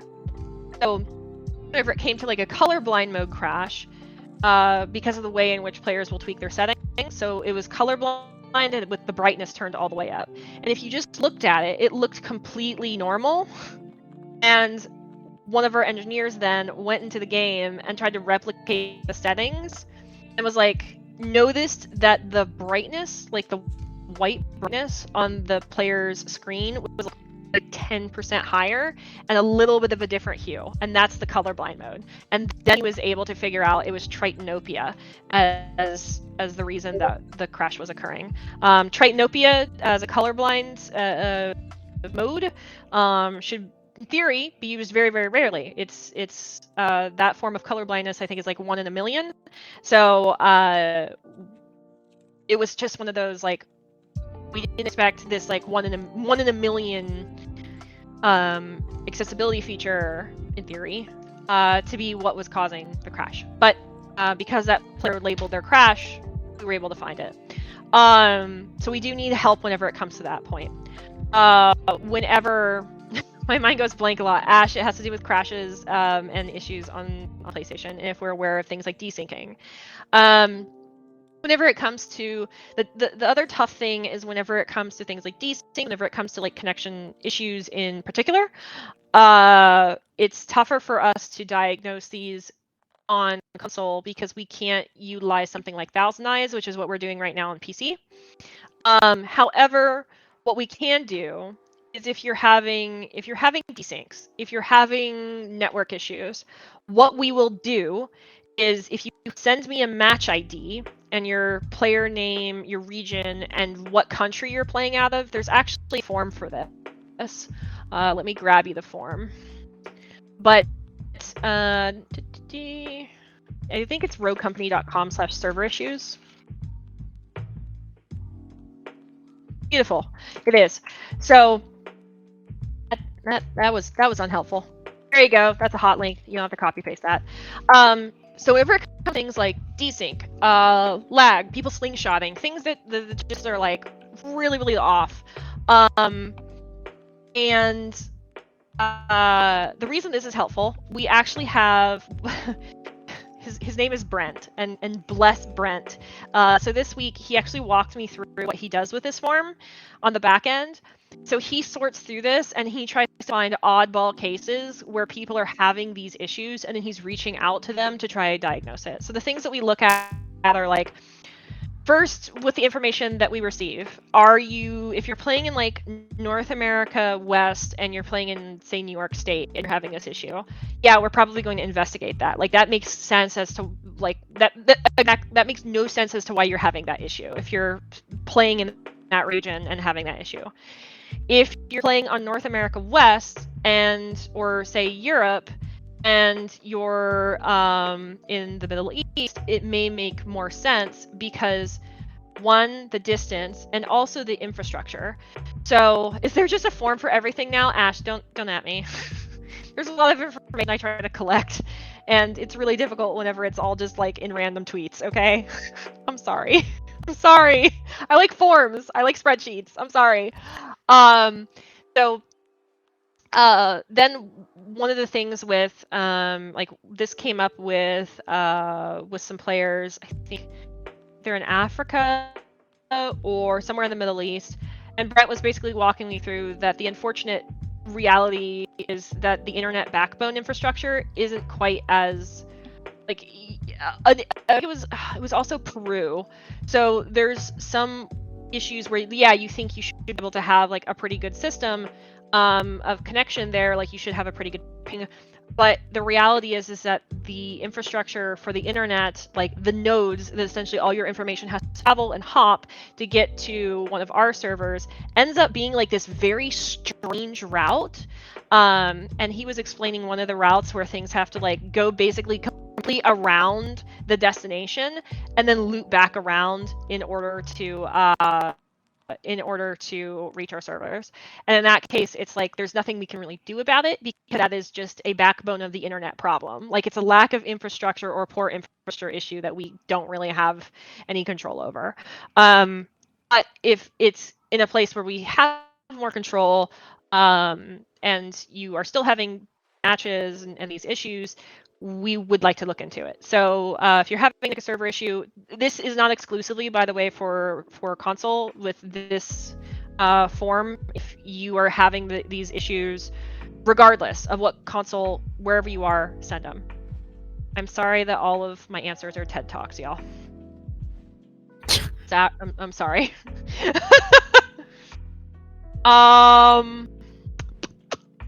Am I going to be bringing people to ask questions in voice chat? Probably not today, because I am feeling super tired, and I do have a lot of questions I want to just try to power through, because I know that there's a lot of tough questions that people ask, and I want to make sure that I get through them.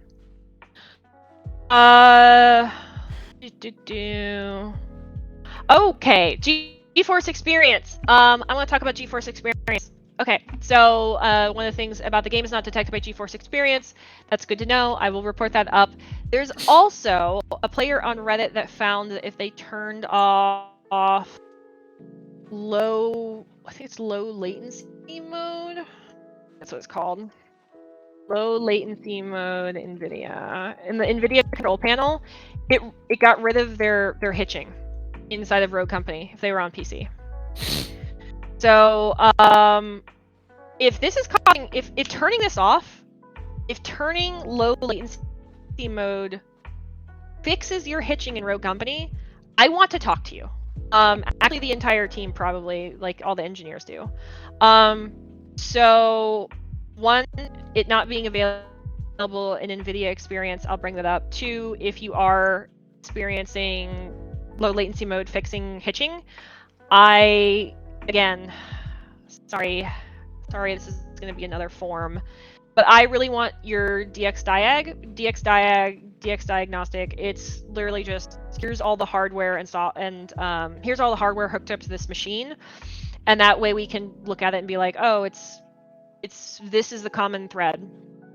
Would really love that from you. There's also config files from Rogue Company specifically. It just basically gives us all your settings that you have in Rogue Company so that we can try to replicate the issue.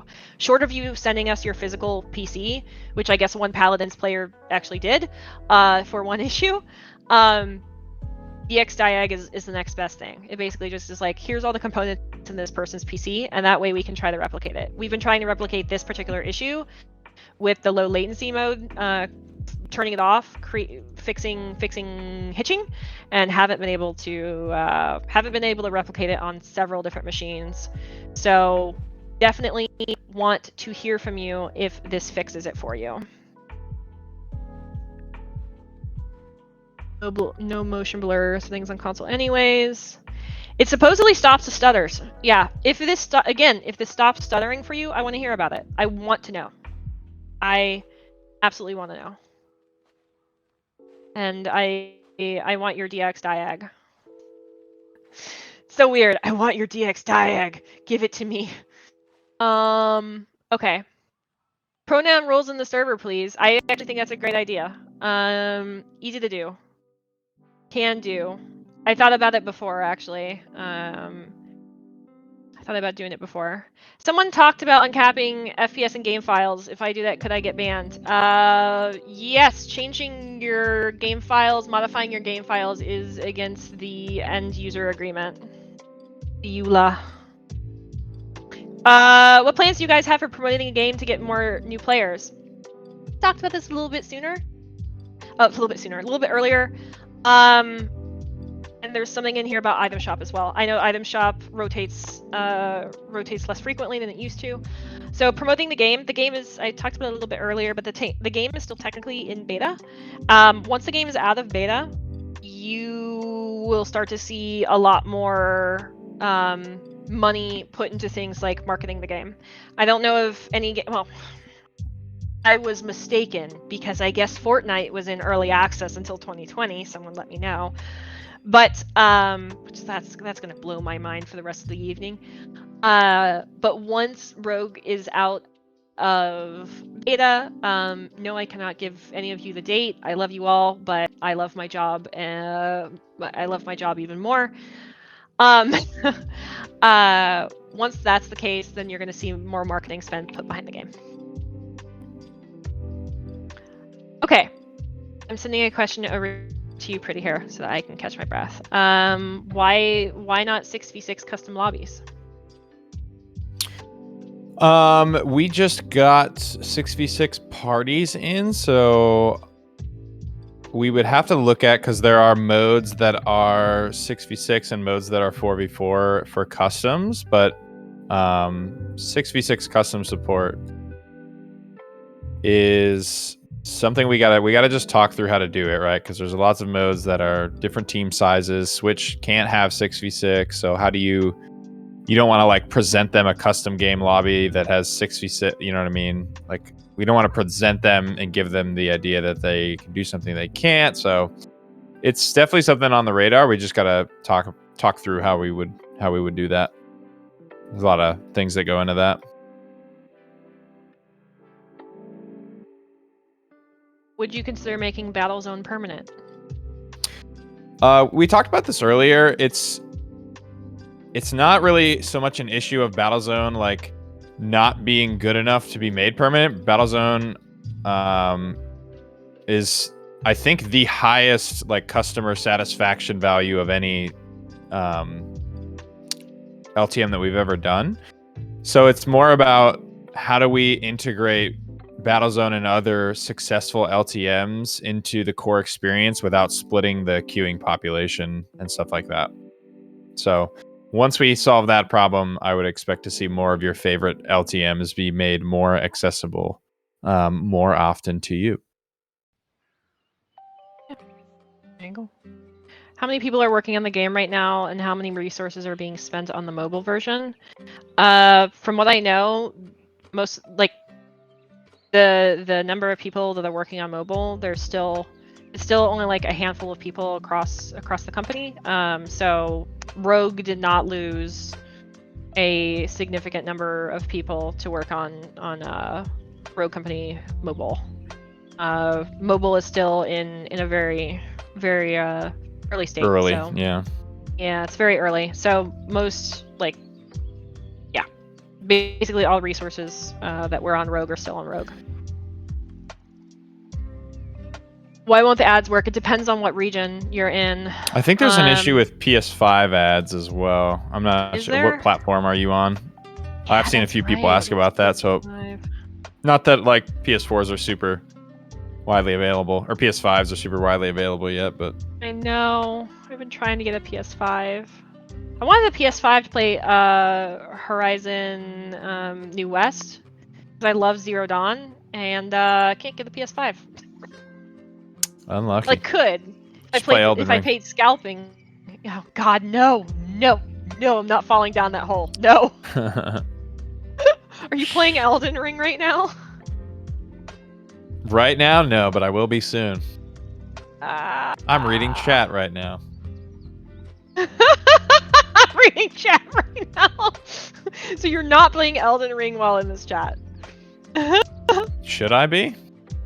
I mean, only if you were streaming. Is that a true Elden gamer Ring. move? I can't. I actually saw when I was trying to screen share my dog. I saw like I can't stream anything to the like all the stream and screen share and video buttons are just like disabled in this little whatever this is. This amphitheater of Discord.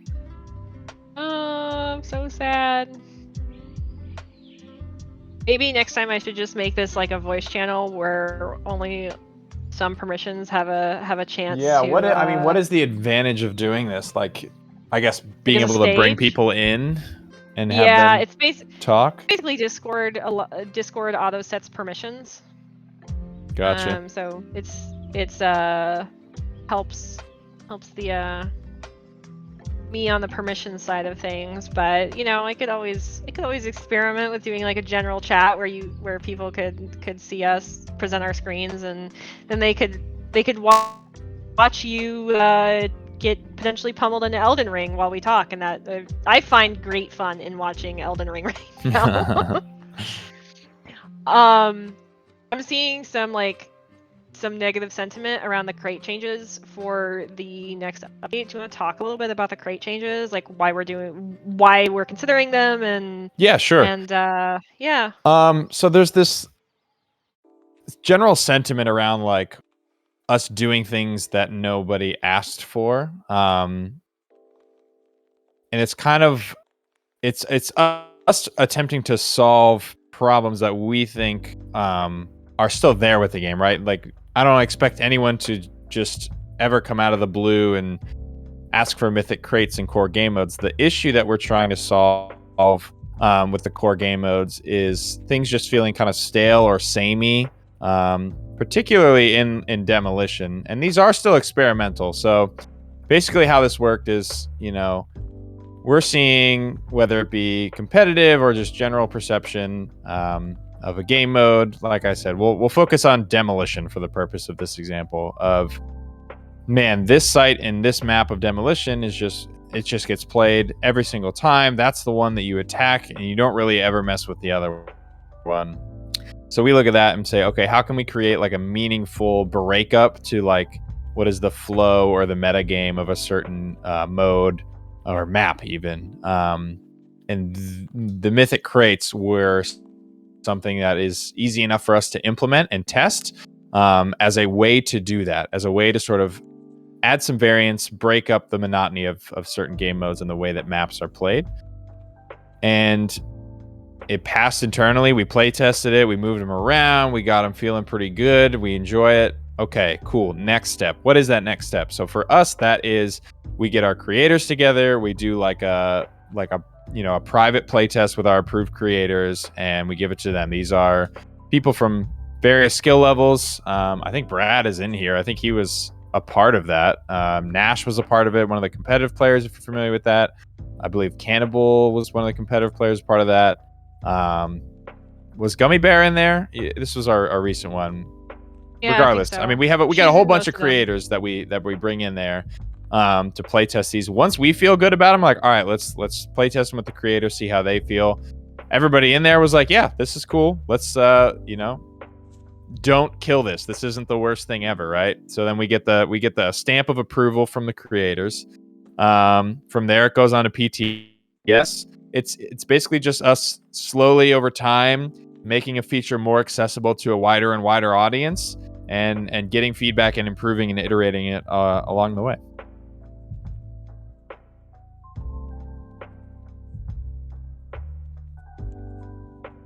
We ever see Rogue Mastery skins? Didn't we talk about anything Rogue is Mastery possible skins? Yeah, through love anything and is friendship. possible. Through love and friendship. I think we've talked about them. I think it's come up in the past. I'm not sure. Maybe. I mean, I'm not like an art pipeline person, so. Yeah, art is unfortunately one of the teams that I work with the least. It's one of those. So. It's one of those things, right? It's like, cool. Yeah, I mean, I'm sure people would like Rogue Mastery skins, but there's a general sentiment in the community right now of like anything that's not addressing, and rightly so, right? Like, I mean, this is all fair criticism from the players.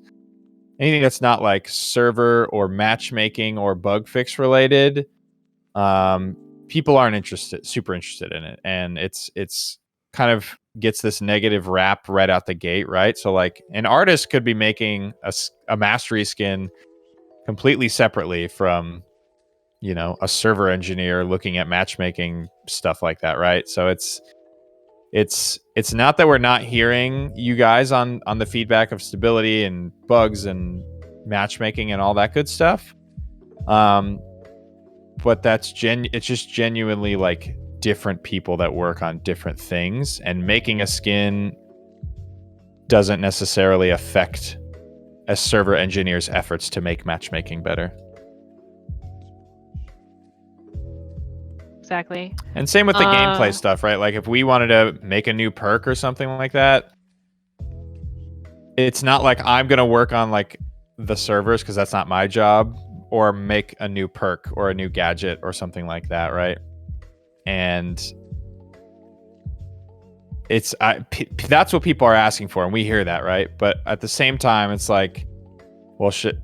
I mean, everybody else can't just stop doing their job, right? Like, I'm going to continue to make new rogues and new gadgets and balance weapons and do all of these other things, because that's my job. That's my role on this team, right? And there's a lot of different people that do a lot of different things, and matchmaking is it's an ongoing battle in any multiplayer game online ever, right? So it's something that's just always being worked on, right? And part of matchmaking is how many people are playing the game. So if we aren't adding fun new characters and maps and skins and these other things too, that's something that I can do directly to help matchmaking, right? I'm no matchmaking engineer, I'm no server engineer, right? But I can make a fun new rogue that brings in more players to make match quality go up because more people are queuing.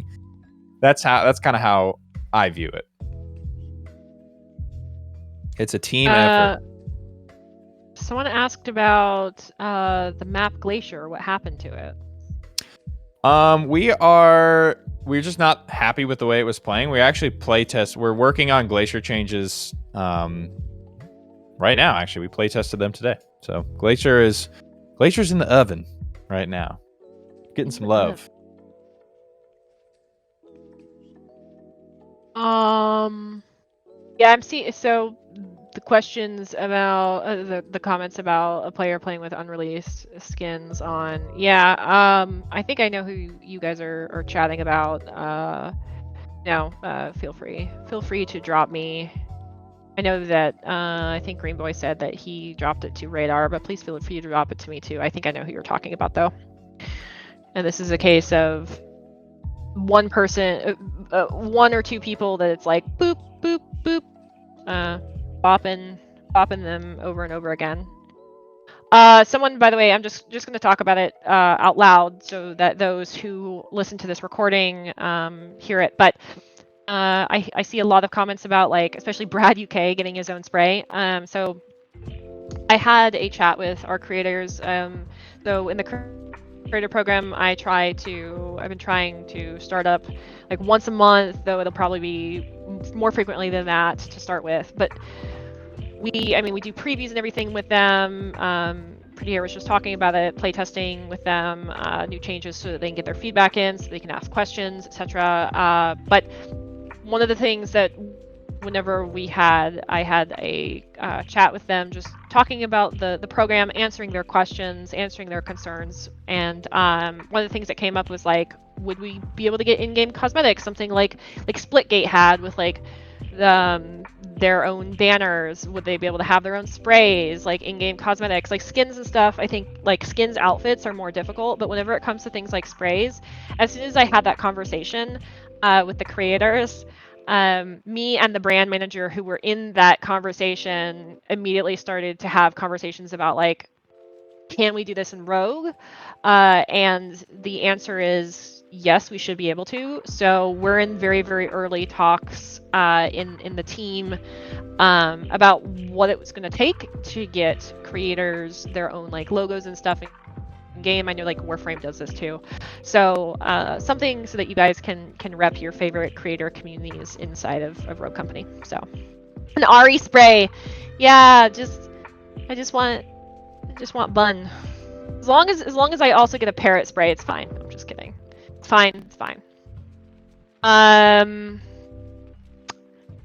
We talk about weapon balance. You guys have all the stats and pick rates. Can we have faster adjustments and maybe some nerfs than buffs, since all that's currently happening is lowering TTK? So TTK has come up a lot recently. I know that TTK has just been like, it's been a pretty big conversation. There have been players that have been asking me about TTK and like if we're basically airing towards a quicker TTK. Do we want to talk about that a little bit? Let's save that discussion for after the patch notes of the next update. I think that would be a more apt time to do it. There's a lot of stuff in that patch, I will say. Yeah, that's fair. There's a lot of stuff. That is a hefty patch. Would you be able to rework the rogue ban system? It's annoying whenever random people ban Mac for no reason. As in, just people randomly banning? Because I mean, that's... The bans are done by the highest MMR player on your team, as far as I'm aware. Oh. Interesting. Okay. How often do you guys play the game? So, I lately haven't been playing virtually any game because I've been extremely tired. So I've just been reading a book the past 4 weeks after work because I'm exhausted after work. I mean, we play test the game for at least an hour a day, and then Tuesday, Thursday, 2 hours a day. So what is that? 7 hours a week during work hours, and then I play with a group of buddies after work, whenever they're around. Yeah, the team plays the game quite often. I'm the exception lately because I've just felt really weirdly burnt out on all games. I've been watching Elden Ring. Does that count? Like I've been watching my friends get absolutely destroyed in Elden Ring lately whilst reading. So I've been really into book clubs lately. I don't know, just feeling a little bit of exhaustion, I think. I don't Sigrid know. nerf. We buffed Sigrid. Her play rate was pretty low. She doesn't have like a terrible win rate. She just doesn't have a very high win rate, or excuse me, play rate. That was like one of the major motivators for buffing her. Yeah, I felt like she was a pretty niche pickup. Yeah, and that's okay, right? Like a riot shield character in a shooter is kind of like a niche playstyle. Not everyone's like into that. So it's not like the worst thing in the world if she has a lower-ish play rate, but it was at a spot where we wanted to do something for her. Yeah, DM Street. I want to try out Elden Ring. I hear it's more difficult. Sorry for bringing up Elden Ring, y'all. It's just everyone's talking about Elden Ring, but I want to try out Elden Ring, but I hear it's more difficult than Dark Souls, and that's a game I never beat. Dude, I don't need more frustration. I don't need more frustration in my life, so I feel this. We've talked about boards earlier in the in this chat, so please feel free to listen to it whenever we discuss leaderboards a little bit earlier. I don't know if this is a question that either of the two of us can answer, but I'm gonna ask you anyways, Pretty Hair, and you can be like, don't know anything about it, unfortunately. Why would this one player, Uglin, why am I receiving 5 RP for a win and losing 24 RP for a loss?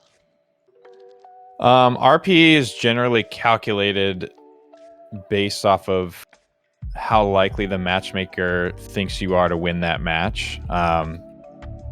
So if your team's MMR combined is like higher than the enemy team, then you would generally win a little bit less because the game is expecting you to win. And if you lose that, then that's where you lose heavier, right? That's fairly consistent though. Like I would say with any ranked experience, as you climb higher, Yep. you gotta be winning a lot more than you're losing to continue to climb higher. Yeah, I think that's also pretty consistent with again, like I know I bring it up a lot, but that's also just very consistent with games like League of Legends as well. League of Legends is the same exact thing. If you're winning more, or sorry, losing more than you win, it's because your matchmaking rating, the other team is either significantly lower than yours, or just generally lower than yours. So you're essentially the favored team to win the match. You're more likely, and so whenever you lose that match, you lose more. Kind of read all of your questions. A lot of questions. Which rogue do you think is the most overpowered at the moment? Me personally? Yeah, go for it. Let's see. Let me pull up a list. I guess it depends on a lot of stuff, man. Like, depends on the game. It depends on the map. Depends on the level of player you're playing, like with and against. Like you'll see, as you grind ranked and stuff like that, people will probably be more likely to like what gets banned at different levels of ranked and what gets picked or first picked and stuff like that changes. So it's hard to say. I would say I personally would generally look at the highest level of play, like the tournaments and the competitive players. That's kind of my world. And if the way I see it, if those guys can't figure out how to beat it or play against it, then I don't think anyone can, right? Like if those are the best players and they struggle with something or they think something is very strong, then typically there's merit to that. And for them, that's Switchblade. So I guess Switchblade would probably be my answer. Switchblade is really, really strong. You just had to go and nerf her shooting at her feet. Swear to God. Bucket Hat Matt, I missed your question. I'm trying to read all of these questions, but I also have a spreadsheet of 80 questions open to my left. So if I've missed your question, it's not because I'm ignoring you. It's because there's a lot of messages for me to parse here. Grumpy Troglodyte, nice name. Can we get a punishment for players leaving the rogue select? I'm done with players dodging King of the Hill. I think this question came up earlier and I just failed to answer it. Like that hit me as soon as I read that. So deserter penalties. We actually turned deserter penalties almost completely off months ago because of the number of crashes in the game. Like there were a lot of players that were reporting, I have crashed, and I now have a 5-minute penalty, now a 15-minute penalty, now a 30-minute penalty, and it's all because of the instability of the game. So we turned deserter off because the system that was basically handing out deserter penalty it's not smart enough to realize that you've crashed instead of just outright left. So basically people were being penalized for things that were frankly our fault. The instability of the game itself. And then with human backfill, this wasn't really, in theory, going to be as much of an issue because then people would just be backfilled. What ended up happening was human backfill was not working as it should. It was also applying to all game modes instead of just casual demolition.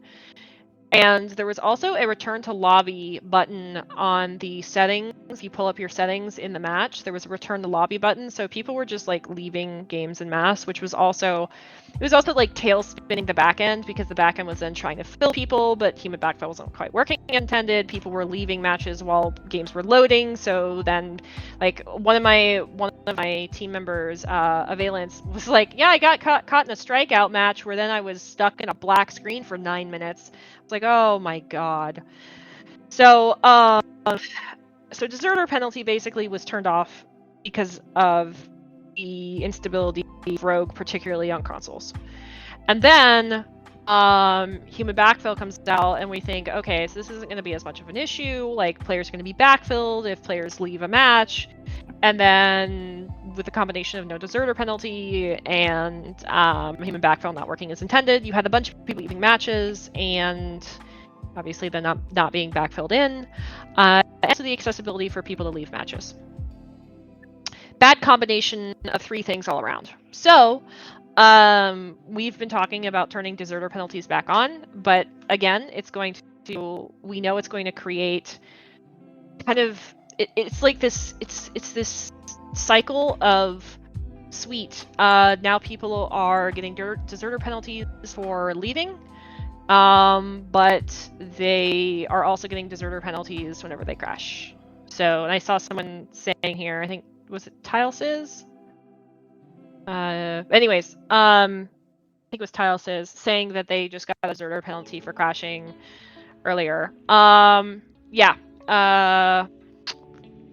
It's tough, right? Because it's like, we turn them back on, people who crash for reasons due to the instability of the game are going to be penalized for it, and that's a really bad time. People who legitimately leave are not being punished for it. Like, you're not going to get one without the other. I saw a comment here about like less content, more gameplay, and that's exactly what we've pulled back on. And the funny thing is like, I've now been seeing complaints about lack of content in the game. So it's like this vicious cycle. Like this is a case of you can't win as a game dev. Like, okay, so we've pulled back on content so that we could focus on gameplay, so that we could get things like human backfill out.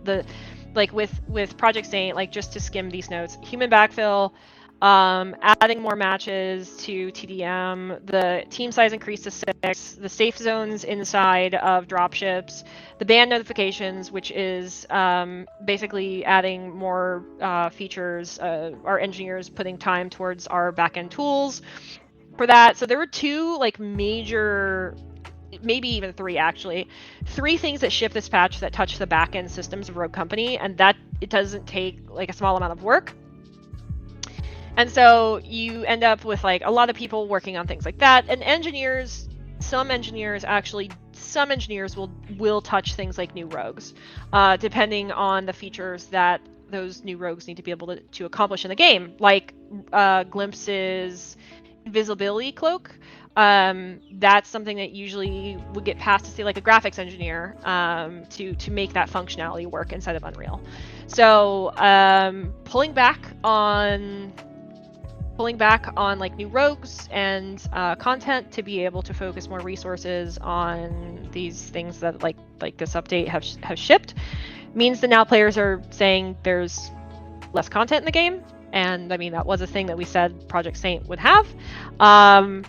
And yet there are players that are like, yeah, but we want to see more gameplay things. So it's one of those like can't win kind of situations. Just like with deserter penalties, it's like we put deserter penalties back in the game, the people who crash are going to feel that pain all over again. So it's these are the tough conversations that we have internally of like, which one right now is worse? And we have to have those conversations all the time. And especially as a CM, I have to have those questions of like, which thing do I want to be screamed at more on Twitter about? And right now, the thing is like, if people are saying that there's less content in the game, but at least we're trying to fix the things that exist in the game and add some of the things like you guys having a pop-up whenever we ban or take action against someone who has been horrible to you in your matches. Like, what is more important, you getting a new skin or you knowing that someone screaming hate speech at you was banned? Probably the latter, right? So I will essentially be the person on Twitter that will take the abuse for the former. It's fine. It's just the way it is. So we have to think about those kinds of things. Okay. Scroll up in chat. I know I missed some things. Can we get the ability to surrender sooner? I mean, it's pretty quick already. Probably not. Play the game. Play the video game. You can do it for at least 2 minutes. You gotta play for a couple minutes to really and give it your all, and then if after that point you don't feel like this team is cutting it, then you can surrender. But we don't want people like running in, dying in the first round, and saying, "Yeah, that's it. I'm surrendering." Is it 2 minutes? Yeah, that's not long, I guess. Not like League, where I was like, I know this game is over. I have to be here for 10 more minutes. Pain. It is, yeah. It's time based. It's not like a round thing.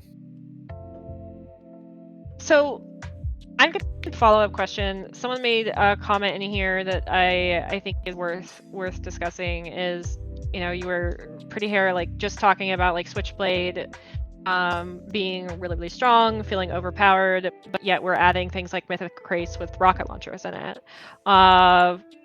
What's kind of some of the thinking about something like that? Like, I mean, I already answered this once, and it's all. Yeah. What I would say to you right now is in that TWIRC video. It's all about adding a powerful secondary objective to the game. It's not exactly the same as Switchblade's rocket. It's just a direct RPG. It doesn't have any of the fire pool stuff that Switchblade has.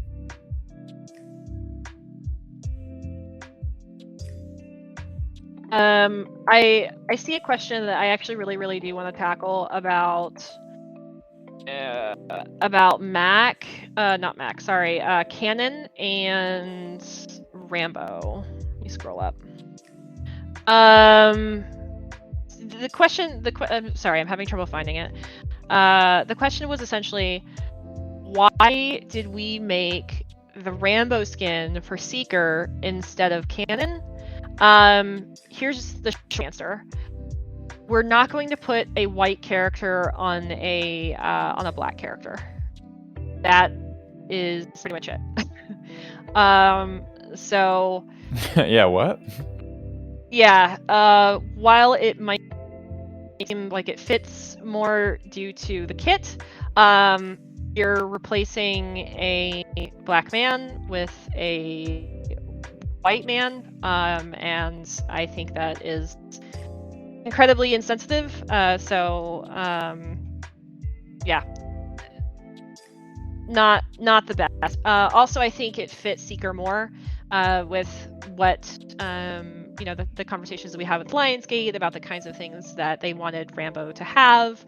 But yeah, we didn't feel like we felt that would have been a bad choice. Bad choice. Something about kill death talk. Are you guys talking about like an in-game chat? Guys, and enemy death talk, like when you kill an enemy you can hear them, like hear the actual player. Oh, I feel like that could be so toxic. Yeah, Super, I mean, toxic. it's like a. They're probably talking. They do it in Warzone. Like when you kill somebody, you basically get to hear them for like 3 seconds while they rage, and it makes for some funny moments, sure. But it's is the juice worth the squeeze type of thing, right? Is that one of those features that we put time into doing, and then when it gets announced, everyone's like, "Why the heck are you doing this?" Right? It's one of those. Could be kind of fun, but it's just not a high priority thing. KG, has there been an attempt to stop Nintendo Switch crashing? I actually talked about this as the very first. Gio, if you have a question, please feel free to just ask it. Like, I've talked about matchmaking, I've talked about cheating, I've talked about a lot of really tough hitting topics. If I am not just answering questions that I want to answer, I'm trying to answer questions that you guys want answered, and I'm trying to answer them in a way that is honest and frankly incredibly transparent, and in ways in which I have been in this space for 12 years, and I've worked with a lot of game studios that have not been nearly as transparent as we try to be in these conversations.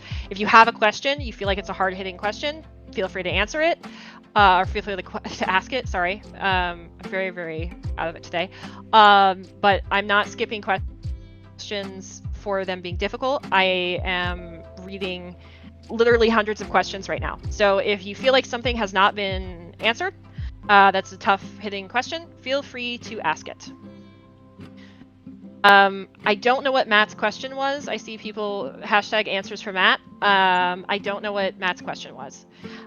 So if I see it, I asked my question, and apparently you are only answering questions off of a spreadsheet. That's not transparency, that's neglect. What is your question? I need to know your question. It's literally just not true either. Like, we're taking them as we get them in here. Someone's having a bad Friday. Oh, let me scroll up. Where can I put my question into the spreadsheet? It is, I'm not answering just questions off the spreadsheet, by the way, but they are here. I will get it to you off of my Twitter. Can we get more crossovers? I'm sure we're going to do more crossovers in the future. We have higher requirements for ranked. Do you want to talk about requirements for ranked? Why we, level 30, about how many hours it takes to get to level 30, and why we think level 30 is the cap? Yeah, just a requirement to ranked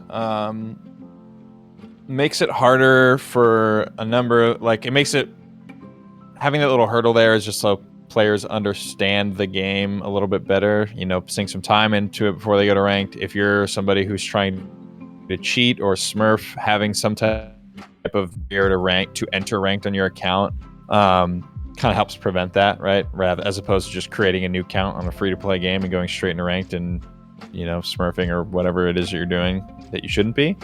So yeah, having a little bit of a barrier to entry to ranked has a number of benefits.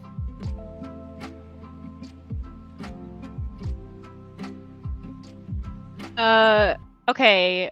Bucket Hat Matt. Hi there. I had a question. I've been playing Rogue since September 2020. I never got the Frigid Hall event border. I submitted the report 3 times and only got the third one. Received a response telling me to refer to the Reddit. Since then, I've tried twice. Still no response. Any word on my report? I will take a cookie at this point just to have an answer. Appreciate you. Frigid Hall event border. I'm not familiar. Was this a Reddit event? Because I see you being told to refer to the Reddit. And if you've been given responses, are you being given responses by our support or something else? Any word on my report? The first Battle Pass event. Oh, okay, so I wasn't here for this. And you reached out to the support, frigid right? hall. That's a long time ago. Yeah, I just completely, I don't even wear support from the Reddit.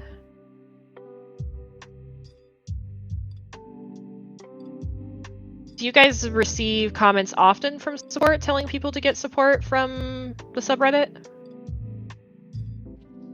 I don't know if you guys have, how many people here? No, yes. No, it doesn't mean anyone's getting fired. It just means that I feedback along to Tony. Ryan, yes, there is a recording of the conversation. It should be a fixable problem. Bucket, I'm gonna friend you. Sent you a friend request. If you've gotten a support ticket, give me your support ticket numbers. I will go talk with Radar, who runs the support team. I don't know if anything's gonna happen tonight because it is like 5:30 here on the East Coast. But I am happy to try to track that down, and just try to figure out why, like what exactly is going on there. So basically, I'll do some digging.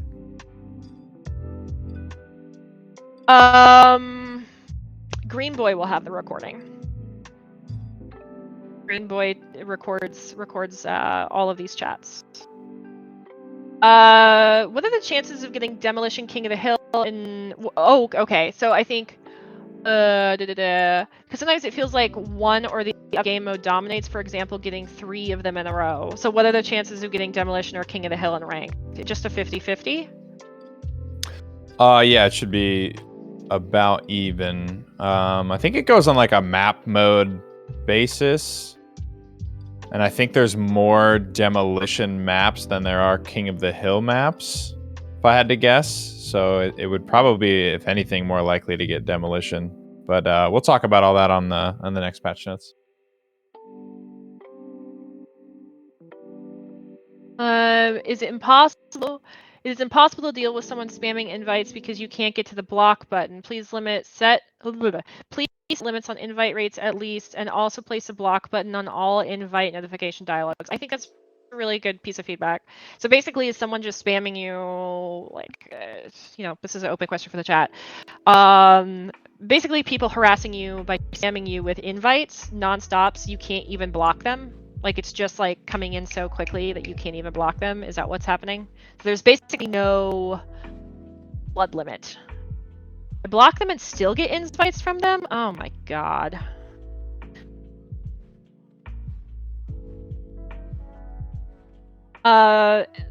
Just asked this multiple times. Pretty hair, how do you get your hair like that? I was born this way. Teen Pro V. Born that way. I'm gonna write down, there's 2, I'm seeing, okay, so there were 2 issues with block, and I saw one with PS5 earlier. Basically, people who, I'm writing this down in my handy dandy little notepad. People blocked you show up as your friends when they're online. Is anyone not on PS5 and seeing this issue? Where people who blocked show up as your friends whenever they're online. This was at the very top of the hour. I just want to know how prevalent this is. And then blocking players, still receiving invite. Still receiving invites from that player. And is that on what platform is that on? Where you're blocking someone and still receiving invites from them? Yeah, they shouldn't be able to invite you. At least I don't think so.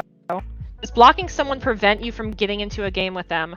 No. And the reason for this is, I don't know how many of you played Overwatch, but there was an issue in especially competitive where players would en masse block, especially really good Widowmaker players, so really, really good snipers, and then those players couldn't get into a match at all.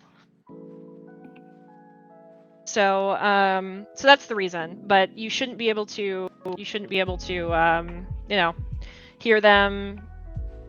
I thought one of the features was also that you shouldn't be able to receive invites from them. But you know. Do I have rather yellow switches? I have blue switches. The clicky switches.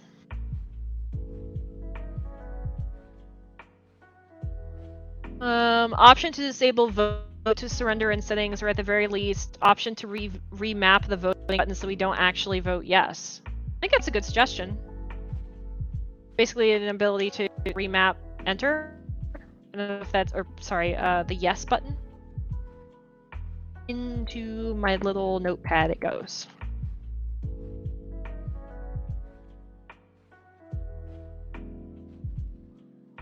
I've also seen suggestions for remapping the interact so that you're not reloading the weapon or picking something up instead of reviving someone.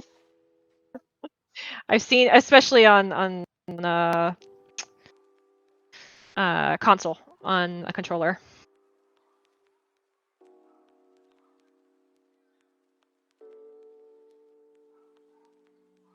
Let's see.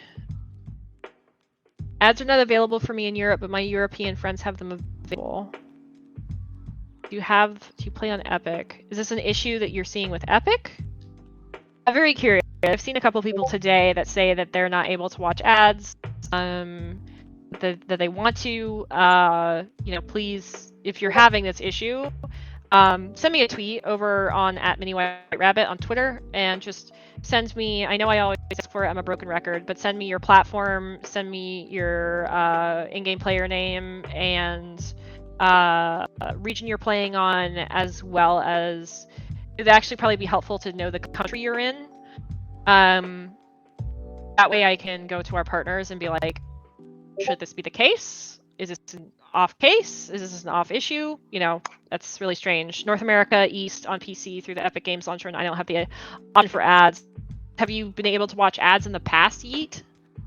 Don't work for me on Epic East. I want to we disable them, I wonder.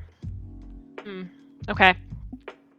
When are we expected to hear whether or not we got into the closed beta for Rogue Company Mobile? I'm not sure. I'm not working on mobile.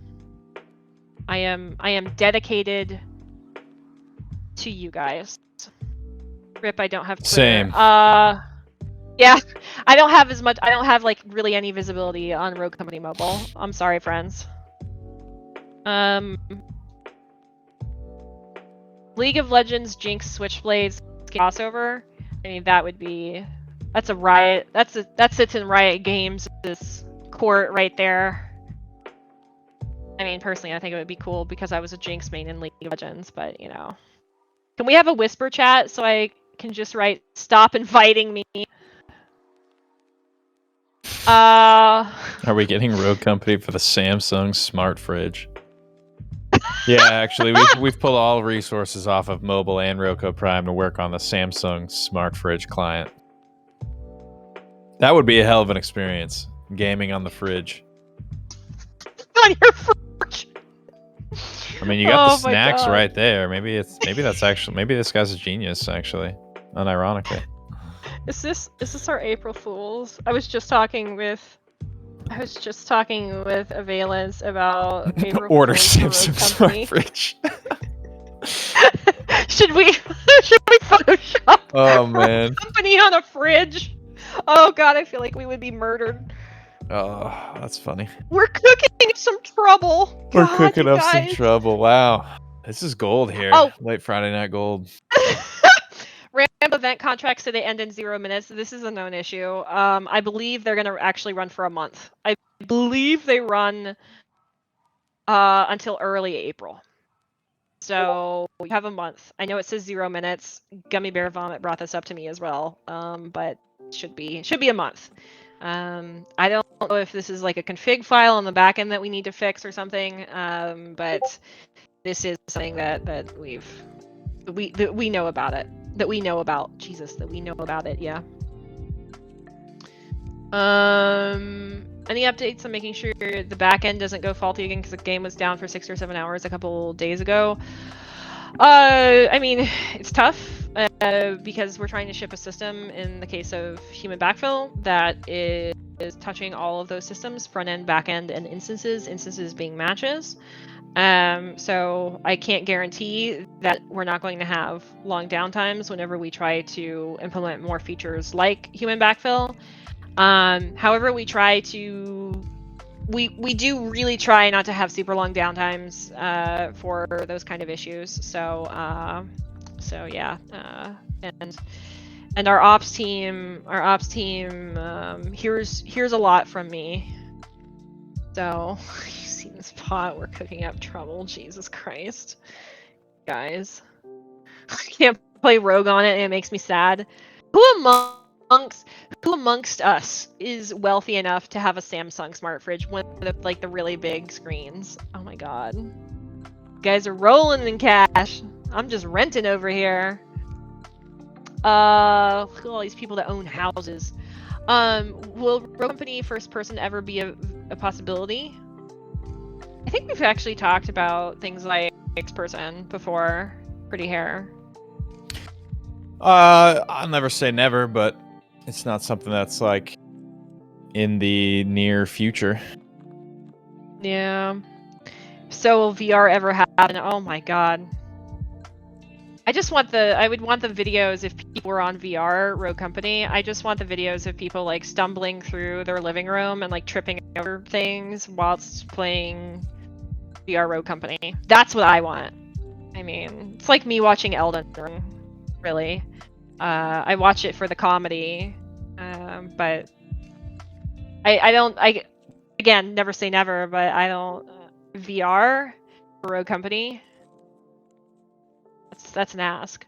Will you separate mobile and PC console players? Unfortunately, again, like I don't work closely with, or really at all. I don't work with the mobile team, so I wouldn't be able to tell you about things like crossplay for mobile. Rogue Company on KFC. Birthday set. Stupid idea. Birthday set their players set their birthday and you get a free Rogue bucks on it. It's a cool idea. It would require that we have your account information on our end. So right now, account information for your accounts lives on the platform. So it lives with, say, Sony, it lives with Microsoft, it lives with Epic. It's unlike Paladins and Smite, where I think we have our own account systems. So that's also why if you see like a horrible name in your game, say you're playing on console and you see a really terrible name inside of your game, has to be reported, and it reports to Sony to handle that. So is there a way for the community to submit their rogue ideas to you? So I kind of talked about this a little bit in one of the other chats.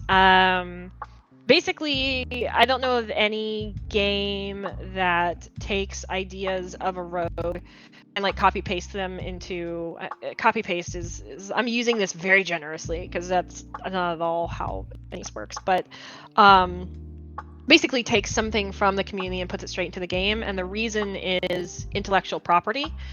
So anytime we put a community suggestion inside a game that is something that we would monetarily benefit from, it creates a lot of legal issues. So it would create legal issues. So this is there's a lot of like treading carefully, even with something like, say, art tests.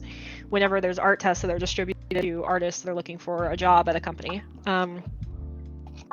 all of that is handled very, very carefully because, again, as a studio, it just opens you up to being sued if you take someone's intellectual property and throw it in your product and you benefit monetarily off of it. So I would say it would be more likely if any of our artists had the bandwidth to sit and like do a collaboration with the community.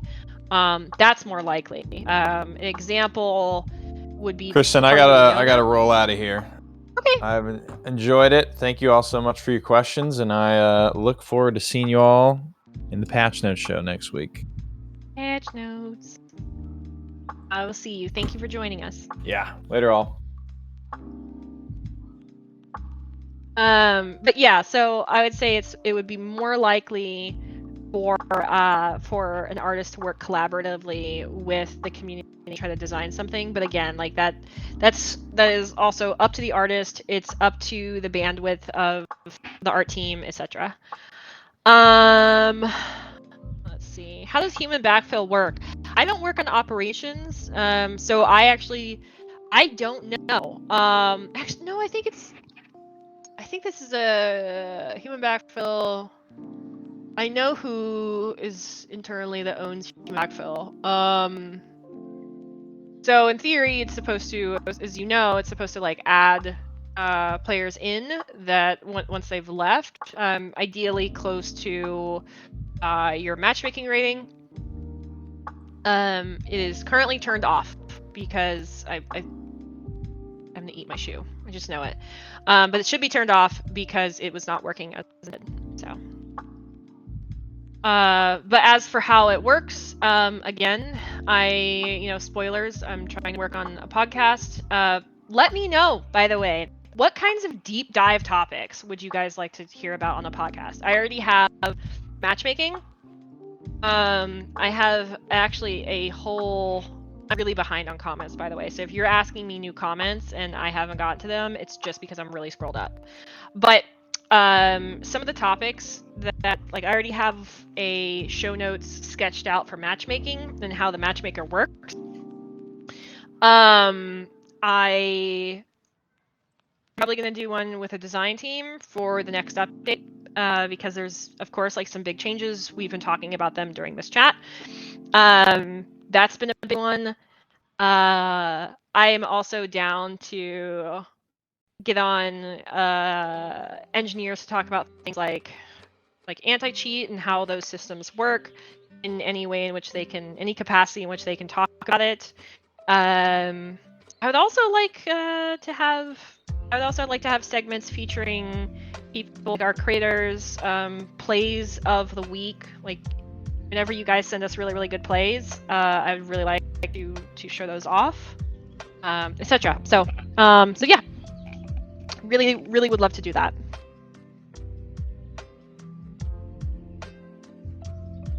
Are you guys understaffed? We are looking for a good number of engineers. As far as I know. Let me go to Sarah's careers.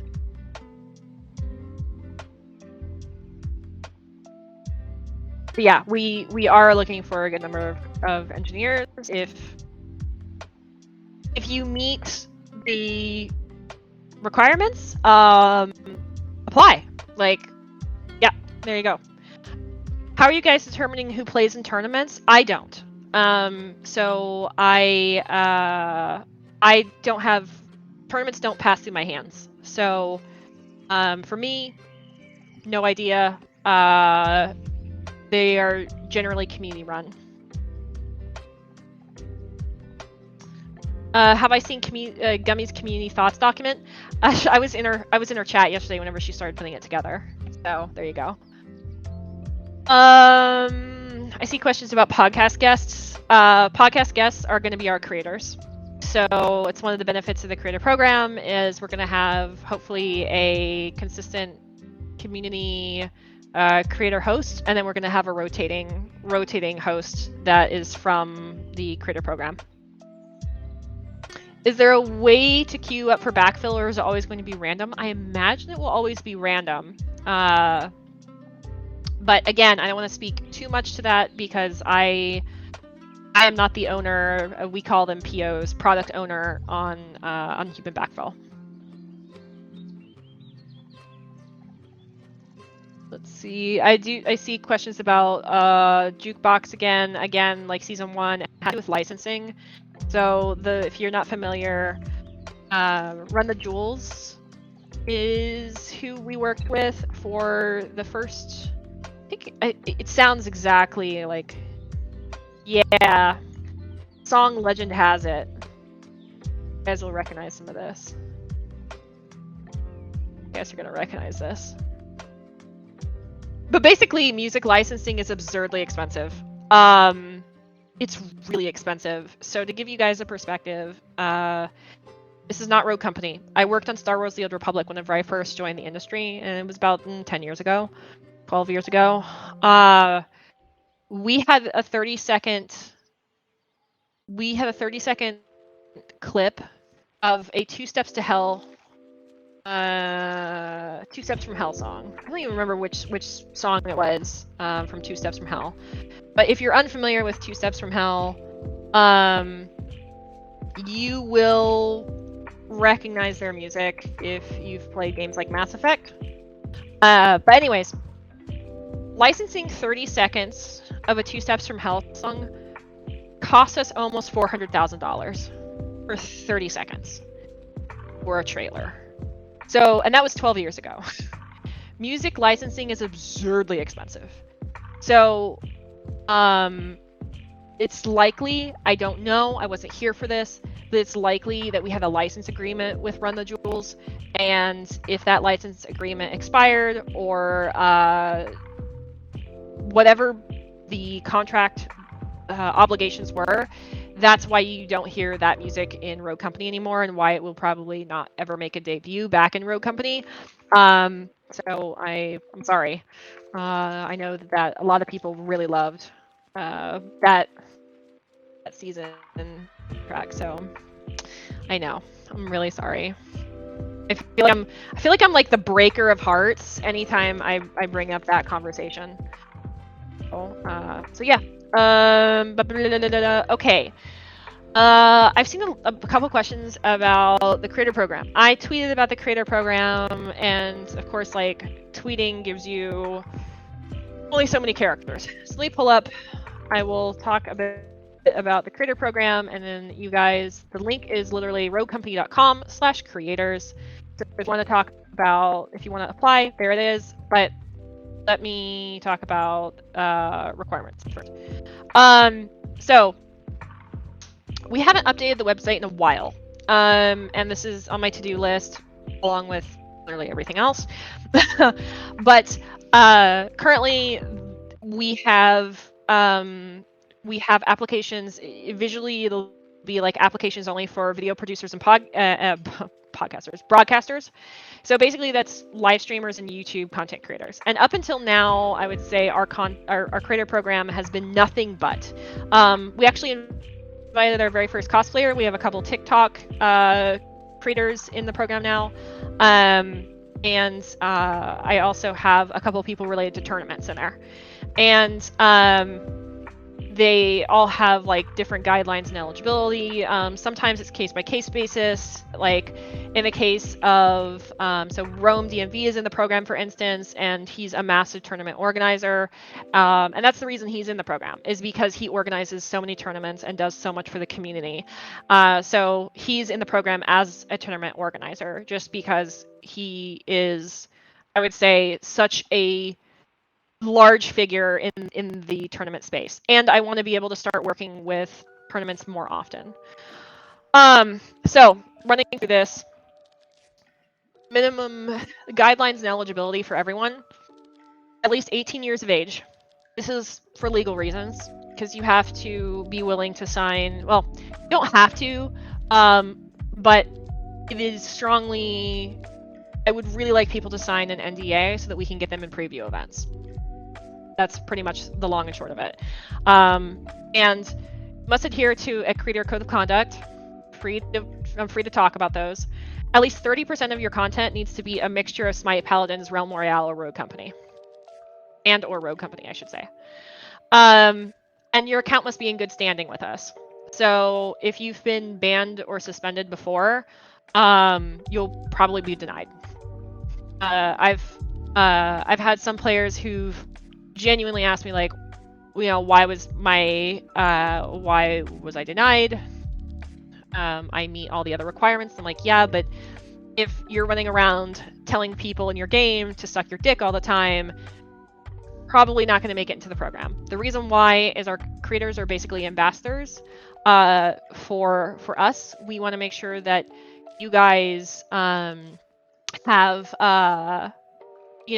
you have creators that you can watch and you're like, yeah, this is a good creator. This is someone to uplift. This isn't someone that's making games for the average player worse. So I really want to make sure that that's the case. We have removed creators before who didn't meet these guidelines, these very basic guidelines. We also have, as I said, like a code of conduct. So things like cheating, we've removed creators before finding that that they were aimbotting or using, you know, wall hacks, etc. So yeah. So anyways, we only have one tournament organizer, so in here. But anyways, social media fan pages and podcasters. Let's talk about podcasters first and social media fan pages. So fan pages, I consider those to be, and I think we consider those to be TikTok, Instagram, as well as Facebook groups. And for podcasters, I consider those to be either people that run live podcasts on YouTube, Twitch, or YouTube, or release them on places like Spotify, Apple Podcasts, Libsyn, etc. Okay, having a minimum of 2,000 followers, listeners, or monthly unique views. Uniques are, well, quite literally that. Like, if you have hello. If you have 2,000 people, like say 2 people that listen to your podcast 2,000 times, that's not unique. You need to have you need to have people like 2,000 unique people. So you know, I haven't thought about Discord communities. I'll write some guidelines because you guys are asking. I think that's valid. Artists and cosplayers. This is also not on the website yet. 250 followers on a primary art platform, and we're supporting artists on Instagram, ArtStation, DeviantArt, Twitter, TikTok. So Aqua Corrine, for instance, you might have seen her beautiful cosplay. She looks like Dahlia. She just, like, her cosplay is great. She actually just recently did a build of Dahlia's weapon, and yeah, she just looks exactly to me like Dahlia. Well, not like exactly, but she's pretty close. So this is Aqua Corine. We just recently invited her. She posts most of her content on Instagram, but this is just her Twitter. I don't have her Instagram handy, but you guys should follow her. She is our first cosplayer that we've invited, and you might have seen some of her Dahlia cosplay before. She also really likes Shock. So if you like Shock, she's done a little bit of some Shock work. Yeah, I saw King. I saw. Yes, she looks really similar to Dahlia. So she was invited just recently. She, you know, posts most of her work on Instagram. Her name is literally Shock Simp. There you go. Perfect. But she's a Dahlia cosplayer. So yeah. She's great. Just recently invited our very first like cosplayer in the program. But we are also, of course, like I always look for people like fan artists. If you do primarily Rogue Company art, again, like 30% of content needs to be around Rogue Company. Rogue Company, Smite, Paladins, Realm Royale, mixture of those games. If you do art around that, and that's like 30% of what you do is those games, you know, and you have at least 250 followers on your primary art platform, I want to hear from you. Video producers and broadcasters. So I'm looking for, and broadcasters is a term that I'm going to use for like Twitch streamers, Facebook gaming, and people that stream on YouTube as well. Minimum of 40 average concurrent viewers from the last 30 days.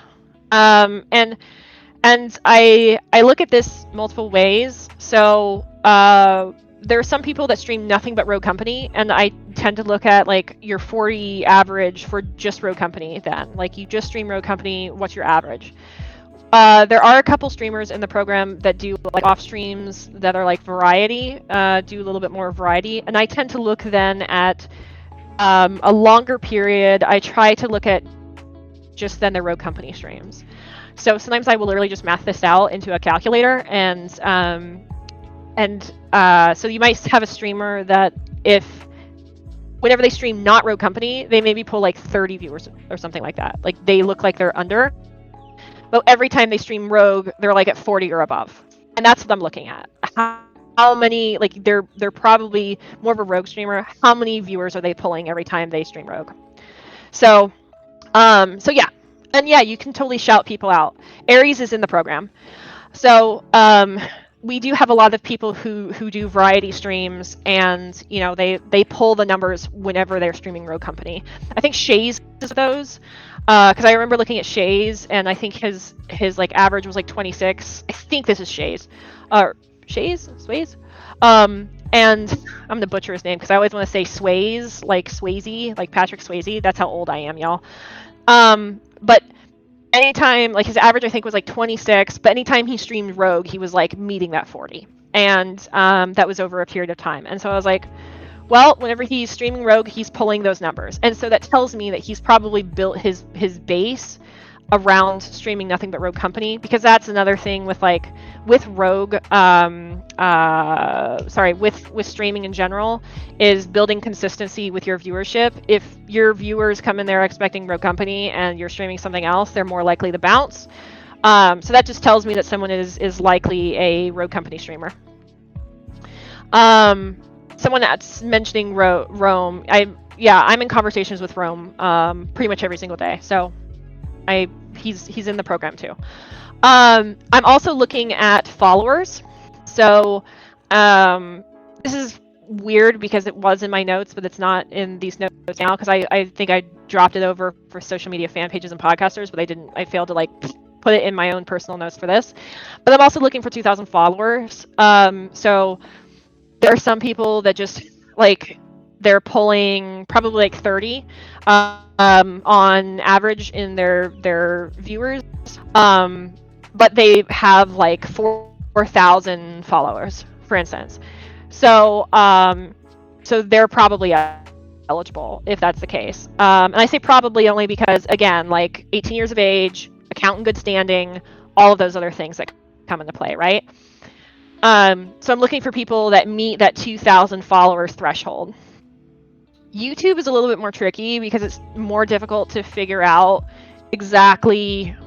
I think it's more difficult to figure out what the average is. So with YouTube, I honest to God have to pull up a calculator and try to find people's videos for the last 30 days and average out their views. Like I have to like count, like, okay, this person has like 40 videos or something, and this is all their views. Divide by, and then try to figure it out. So yeah, that's something, of course, like trying to math that out. I'll talk about view botting and stuff like that too. I see a comment about it. And then on here, produce high quality engaging content. So let's just talk about view botting. I have gotten reports before about creators view botting, and of course with our creators, I tend to try to pop into their content, like look at it roughly every 30 days. It doesn't always happen because I am stretched incredibly thin. But if I see like wild variance, we've pulled people aside. So just to be like straight up with you guys, especially our international creators, a lot of them have their streams embedded into other websites. And so they're getting viewership from those embeds in other places. And that to us is fine because especially like it's different to me. It's watching streamers in different places, but you're still watching streamers. That's okay to me. As long as you're not paying a bot farm to sit there and view your stream. So, I tend to, with our streamers, I do tend to watch for things like fluctuations, like mad fluctuations. Like I've been in some streams where you can sit there and watch it go from like 20 up to like 70 all of a sudden. So yeah, I tend to try to watch for things like that, and it usually will show in things like the Sully Gnome whenever I look for that. So Yeah. And if people have run into issues with our creators, like say you get into a match with a creator and they're like, they've been awful to you, of course I want to hear about it. But I also need proof to do it, just like with anyone else. So there's a question: if you're a creator, do you make money and do you have to fill out IRS forms and stuff? Our creators are not paid. The creator program is not a paid program. It's not like the old Splitgate program, the old Apex program. Bandit is in. I saw someone ask about Braided Bandit. Braided Bandit is in. So one of in early days, Apex Legends, Splitgate, they paid people to stream their games, and this also created like this false surge of I did not invite you, Green, not to be rude, Green Boy, but I didn't invite you to stage. I don't know.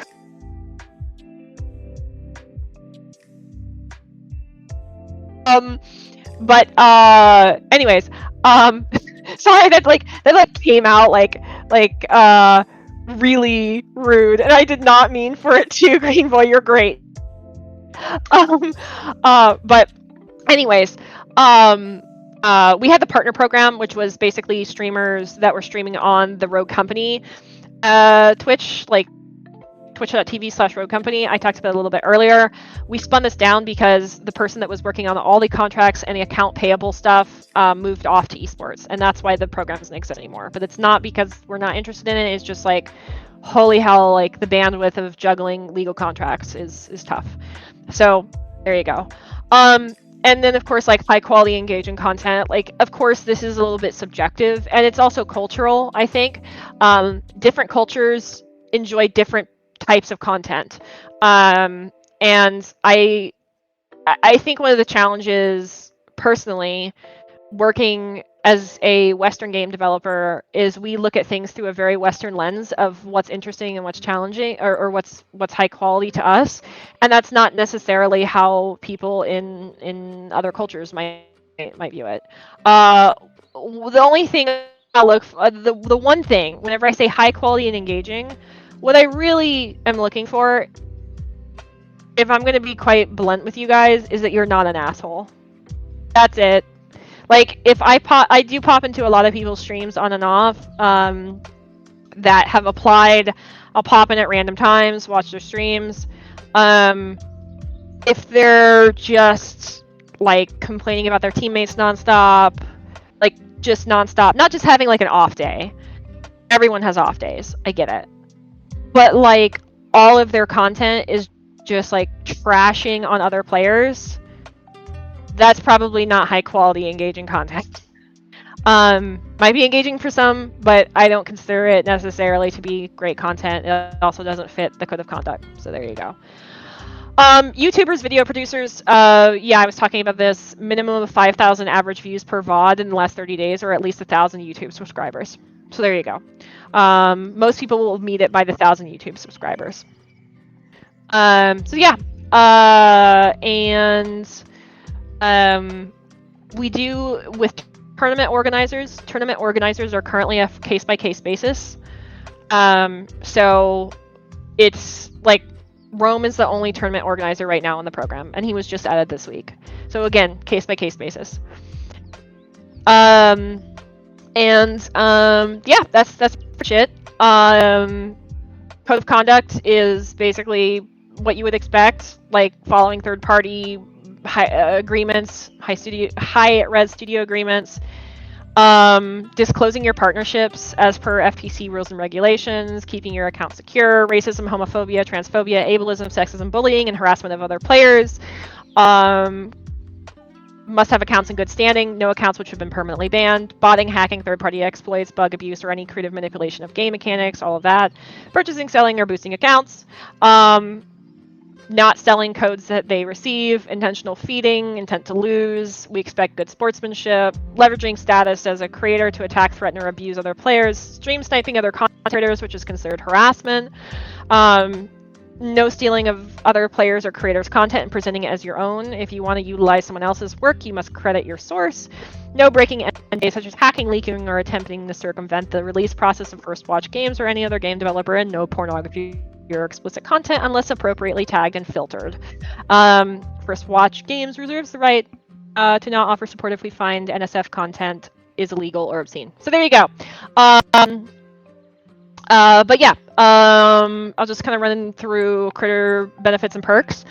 Critter spotlights, we haven't done these much in the past. Well, okay, we've done them before and we did them on social. And the reason that we stopped doing them was not because we don't like these. It was because of slow communication between us and creators, and it was really difficult to like get headshots sometimes from creators, or we would get like really small headshots, or we would get NFTs, and with NFTs we were just like, can we use these? Is that okay? Like, not to like tread into the NFT space. Several people are typing NFTs, but I was like, I don't know what to do with NFTs right now. If we can post them, is it going to upset someone? Are we gonna get embroiled into an NFT conversation? Like, there's a lot. You know, our creators, if they want to purchase or be part of NFTs, that's fine. As long as, of course, they're not like leveraging their creator partner status to try to sell NFTs to anyone in the community. It's their choice if they want to take that on personally, but it's not something that we want sold to our players. So whenever I'm handed an NFT, I'm just like, what do I do with this? What do I do with this JPEG? I don't know what to do with this JPEG. I'm just like, haha, nervous laughter. Our content, our critters also receive like content codes and everything. Oh, quickly going back to critter spotlights. We are trying to set up a better system so that creators can submit stuff to us ahead of time, and then we can just make sure that we work with them to get them back on social. One thing I would love to do, maybe you guys feel the same way. Would you like to see some of the critters in game? And by that I mean in the bottom right corner. I don't know how much you guys like the bottom right corner of stuff. But like no. But like if for a day there was like a creator highlighted in that space.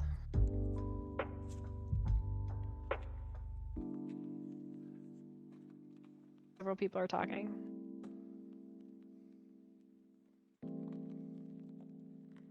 Yeah, so it would be with a link to their Twitch or their YouTube or their content, their Instagram, whatever it is, right? And it's completely optional. If you want to click on it, you can.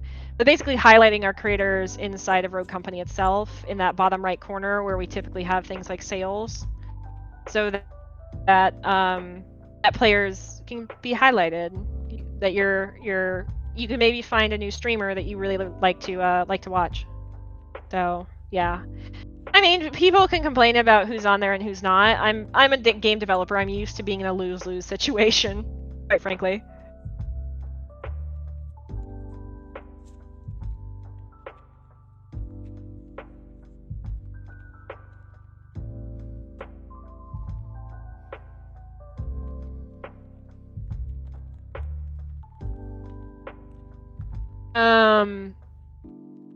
So yeah, that's one of the things I'm thinking about. The mythic chest things, it's feedback based right now. It is feedback based. It's something that, you know, we want to hear feedback on, is the mythic chest thing.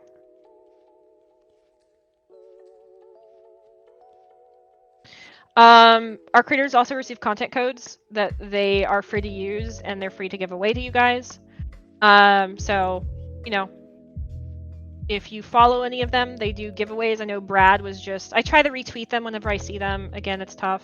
But I try to retweet our creators whenever they're doing giveaways and everything. So yeah, I will frequently, whenever they get codes, it's usually at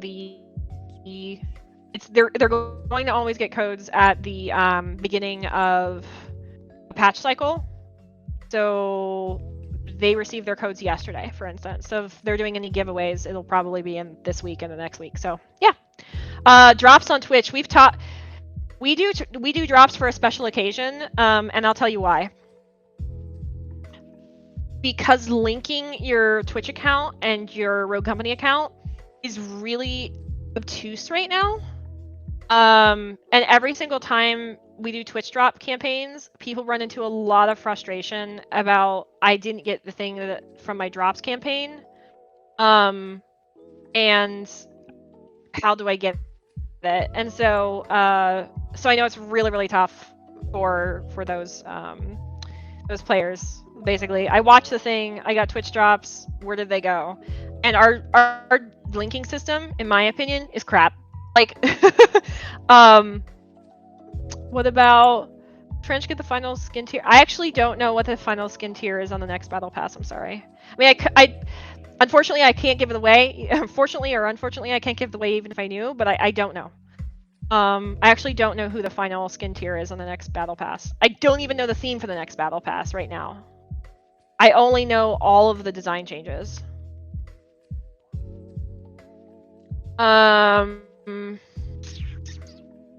Let's see. Something. What are these codes of? So, for instance, I try to give creators all of our, I try to give them a sampling of our new content. So for this week, they got one of the new Scorch skin, two of the I always want to say synthwave, two of the runway skin, and then I gave I think 3 happy hacker sprays, and that was because Glitch had the rework. They didn't receive any of the Rambo bundles because of our contractual obligations with Lionsgate. So it's just the way the cookie crumbles. But I try to give them newer content, and if there's no new content to give them, I'll frequently try to find something within the theme of the month, something fun, something that sells well, something that they really like, something that their communities really like. It seems like a lot of people really like weapon wraps, for instance. So if we have a new cool weapon wrap, I try to give those away, etc.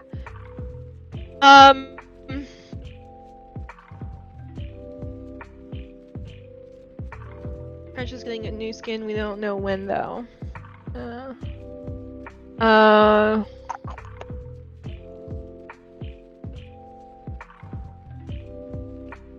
Sorry, I'm reading comments here about trolling. Yeah, I can absolutely give you names of the creators. I would actually be super excited to do that. Super excited to do that. Some of the other things, just running through it, our creators get developer access. Like all the devs sit in the creator Discord just for them. I'm usually the most active, but every now and then I can poke like Pretty Hair or some of our other devs to like chat with them if they have questions. I'm starting to lose my voice again, y'all. We're working, as I said, on getting them some in-game cosmetics, not necessarily outfits, but we're in the very, very, very early stages of getting them something like sprays and what that all entails. We have giveaway support for them, so if they have milestones, like a birthday stream or something like that, they're always free to come to me. I actually have a couple of those pending. We give them event invites for things like HRX. They get early access and previews, as you were hearing earlier. Like they've been seeing some of the new 2.3 content since like last month, and they've been giving us really valuable feedback on it. And a lot of times, like especially like Gummy Bear Vomit, she runs into she always finds like the strangest bugs during those playtests, and our designers are just like, wait, how did you run into this? So yeah, those creators are really great, giving us that feedback. It's really, really valuable, and they get surveys and everything too. I'm seeing comments about creators in other languages. Yeah, so like again, like it's kind of like, I know that for some it's like a case-by-case basis. So I would say the rules are there, like the here are the guidelines. But I also, whenever it comes to like say tournament organizers, I look at things like that on a case-by-case basis. So sometimes with case-by-case basis, things, welcome to the stage. I don't know how you're on the stage, but you're on the stage with me now. Welcome. Yeah, thank So you. whenever it comes to things like there's with other languages, I'm always happy to look at those on a case by case basis. Yeah. Early access previews, you already heard about that. Collaboration opportunities, this is like the podcast I was talking about earlier. And then nexus.gg, we do revenue sharing with our creators as well through nexus.gg. So support your favorite creator by purchasing in their nexus.gg shop. Okay, try to catch up on chat. Holy shit. Move trench to sledgehammer. That's up to God and design team.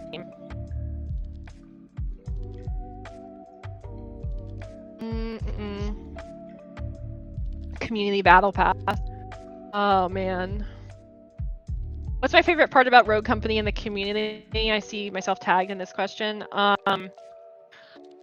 I actually, so Rogue Company, I'm fucking tragic at shooters in general, just in general. Like I'm just not good at them except Overwatch. Take that for whatever it is.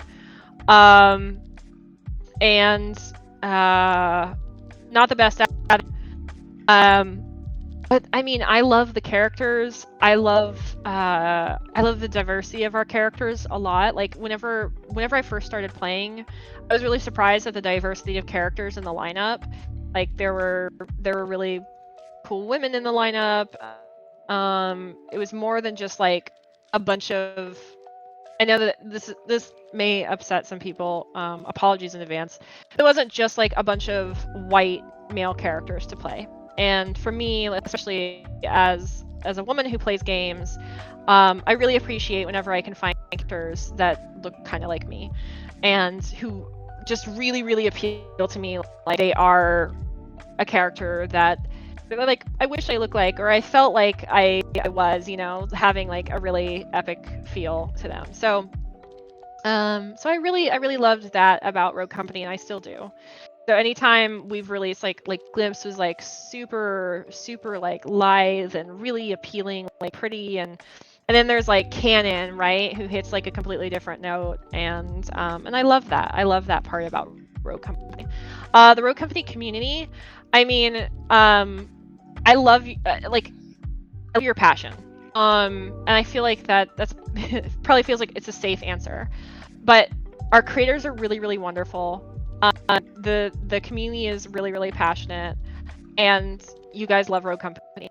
And that's awesome. I love talking about things that you're excited about. I love passing along that feedback. I love like seeing how if I am able to, you know, engage in a conversation with one of you, even if you're angry, there's like that moment of like a little bit of deflation from that anger, and like the realization that like, yeah, we're both humans trying to have a conversation about the thing that we both enjoy and trying to make it better. That doesn't always happen, but I always hope it does. And I really like having those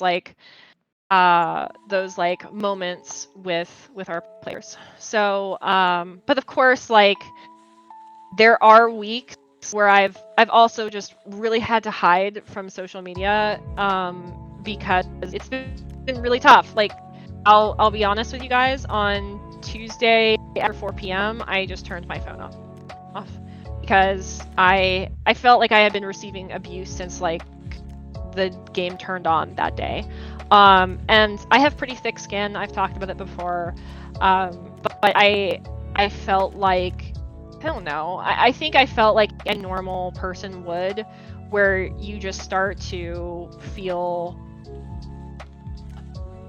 almost like, I don't know if you guys have worked in like food service or retail or something like that. Food service or retail, like if you've just had someone who's like really having a bad day and they like really take it out on you, and after enough times of that, especially if you're having a bad day, you just kind of like feel kind of an anger, or you feel like in food service, people like crying in the freezer, or in retail, like crying in your break room. And I've absolutely had those days. And this week I had a couple like touch and go moments like that. Like Tuesday and Thursday were pretty tough for me in terms of just like there were a lot of moments on things like Twitter where I was just feeling like really fatigued, really exhausted, and I felt like I was being used as a punching bag nonstop. And I get it. I understand. It's people are frustrated, and things aren't really particularly great in the world right now. Like let's all be honest with each other about that. Like things are not great currently. And I think we're all feeling like stress over that. Inflation is absolutely bonkers no matter where you are, though it's certainly worse in a lot of regions of the world than it even is here in the United States. There's a lot of people that are really worried about their families, their income, their careers. I mean, there's COVID still. Like, there's a lot of things that I think are weighing on a lot of people and creating a lot of moments of stress and frustration, and just kind of like send people over the edge in ways that they might not have felt 3 or 4 years ago. And I think that kind of like I've heard from my friends that work in retail, like people have been meaner lately. And I've kind of gotten some of that too on social media where like there was a question that actually came in from the Reddit community, and I was going to talk about it here. But I couldn't even like open the subreddit, the Rogue Company subreddit, this week because and like I had a couple developers on the team that also sent me comments from the subreddit, and we all basically kind of like agreed like none of us could go to the subreddit because it just felt like entering into a self-harm situation. Like it just started to feel like you're entering into a situation where you're opting into your own abuse. And we're all game developers to some degree or another. We're all engineers in some way. Some of us do engineering work on like a coding or back-end way. There's the problem scope and like engineering side of art, and then a lot of what I do is a lot of social engineering. And I think all creative community managers are also like are really empathetic people. I don't think I've worked with a single CM who isn't a pretty empathetic person, and it can be really, really tough, basically having hate flung at you all different directions and like almost like comic levels of hostility. I was talking about this. Yeah, I understand, like mythic crates. Yeah. So one of the things I was actually recently talking about this with a friend of mine. I watch a lot of content that's not Rogue Company related, as well as of course like Rogue Company content. But so I watch a lot of beauty content. Hello, yes, I identify as a woman. And one of the things that I thought was interesting is in like a lot of beauty content, you get people that are like, oh, I was really disappointed in this, like it didn't really wear that well, like this, that, and the other, and these are the reasons I didn't really like it, but it may be better for someone that has XYZ. And I kind of have a chuckle because feedback on games is so much different. Like this kind of feedback that I read on other spheres is so like kind of level-headed. It's like, this is why I didn't like it. It didn't work for me because of XYZ. It might work for other people. And like if you were to translate that to like games, it would be like, I don't really like this mode. I'm more of a competitive player. And this didn't really scratch an itch for me. I felt like this was a little bit too casual. Like there was nothing to really grind for. Blah blah blah. Like it felt like there was kind of some of those. There could be some of those elements, right? If you were to like translate it.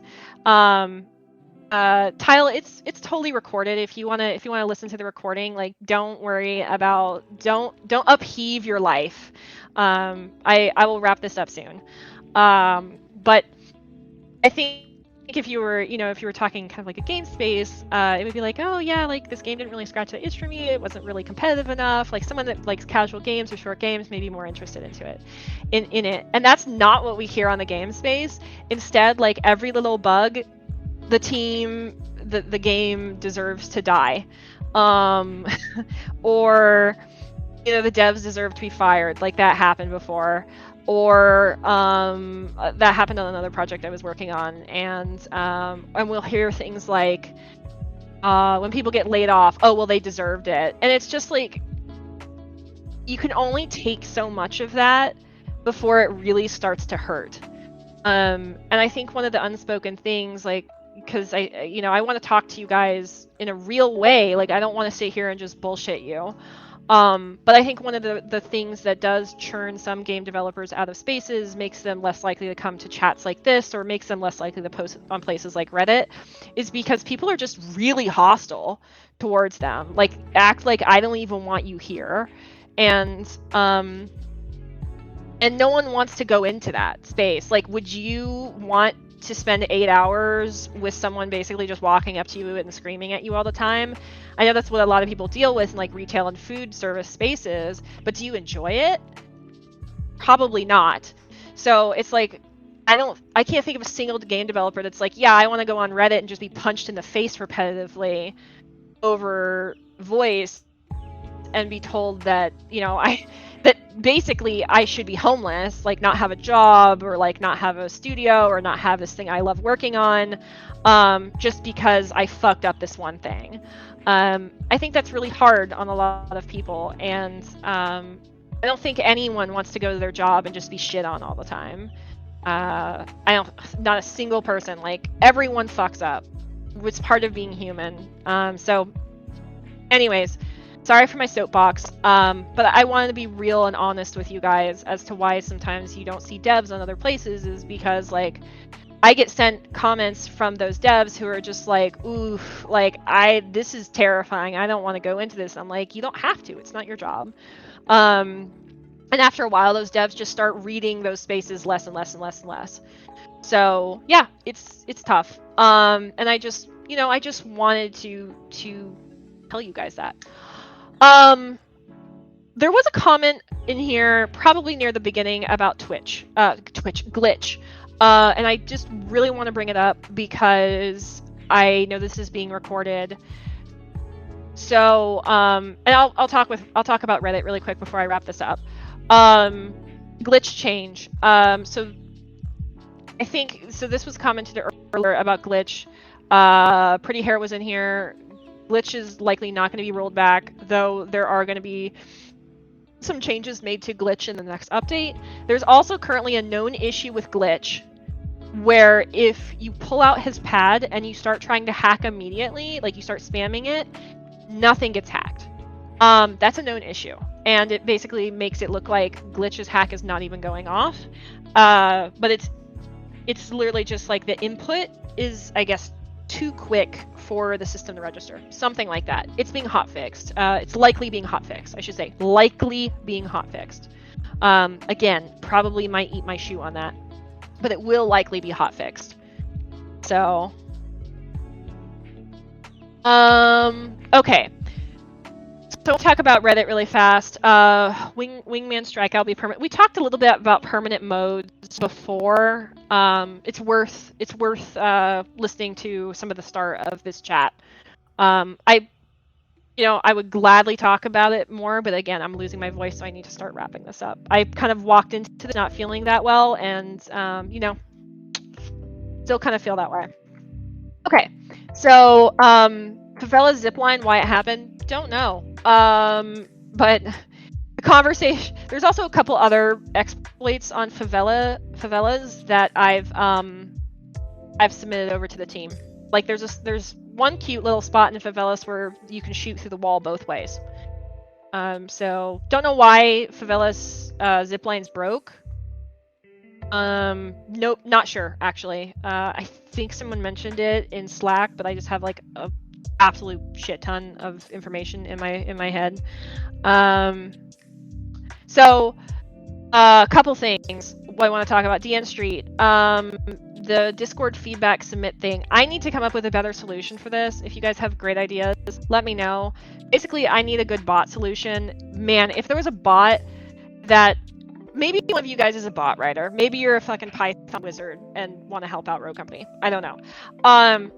But if there was a way for submissions to actually go, I know you're about to laugh. Some of you about to laugh. That go in a spreadsheet so I could track those and easily get those to the team. That would be amazing. The reason I bring that up is because otherwise scrolling through the suggestions and capturing all the upvotes and downvotes, like this has 6 upvotes, but it has 9 downvotes on every single suggestion is really, really difficult. I initially implemented it because it was just like a sea of commentary and suggestions. It was really difficult to parse, but it's still really difficult to parse because there's just a massive amount of volume. So if someone wants to volunteer themselves as like you want to fucking put your thinking caps on and come up with another way for me to gather your suggestions in there, I would love that. Otherwise, I skim it and I try to get your, the big ones, and I submit those on over to the team. If there's someone that wants to capture all of that, like, I'm happy to talk, because I would love to come up with a better solution for the suggestions, because right now it's just like I think it's somewhere over 1,000, and I just unfortunately don't have the time to parse 1,000. But if someone is like, here's like the top 10 from this week, if you have a way to look through that in a clever way, like a bot that can look through that in a clever way at a time frame and be like, here's the top 10 from this week and here's the top 10 from this week or whatever. Oh my god, my life. Automation would just make my life so much easier. But I would absolutely love if someone wants to do it manually. I mean, that's a lot of work. But yeah, I'm down to talk about the suggestion channel, maybe clean it out, talk with a group of players or someone in particular and make it better. I would love that because I would love to be able to read your suggestions better. There's actually a better way. Sorry. I know that you can post your all the messages from Discord on a separate website and just use folders and using search types from that. You also can see the downvotes and upvotes. Interesting. That would be some solution like that. Yeah, that would be great. Let's continue this conversation, you guys. This is great because I definitely want to capture more of your suggestions. I think they're really wonderful. The team loves hearing them. I last year, a couple months before Project Saint actually kicked off, I gave them a list of like the top 20 bugs in the game, and I gave them a list of like the top 15 or something suggestions, and I submitted those over, and like half of them made it into Project Saint. So I thought that was really, really cool. Okay. I really want to talk about Reddit before I wrap this up because I did questions from Reddit. I did see a lot of comments about Reddit. I can't wait for this to end up on Reddit and for me to get roasted on Reddit. I got this question.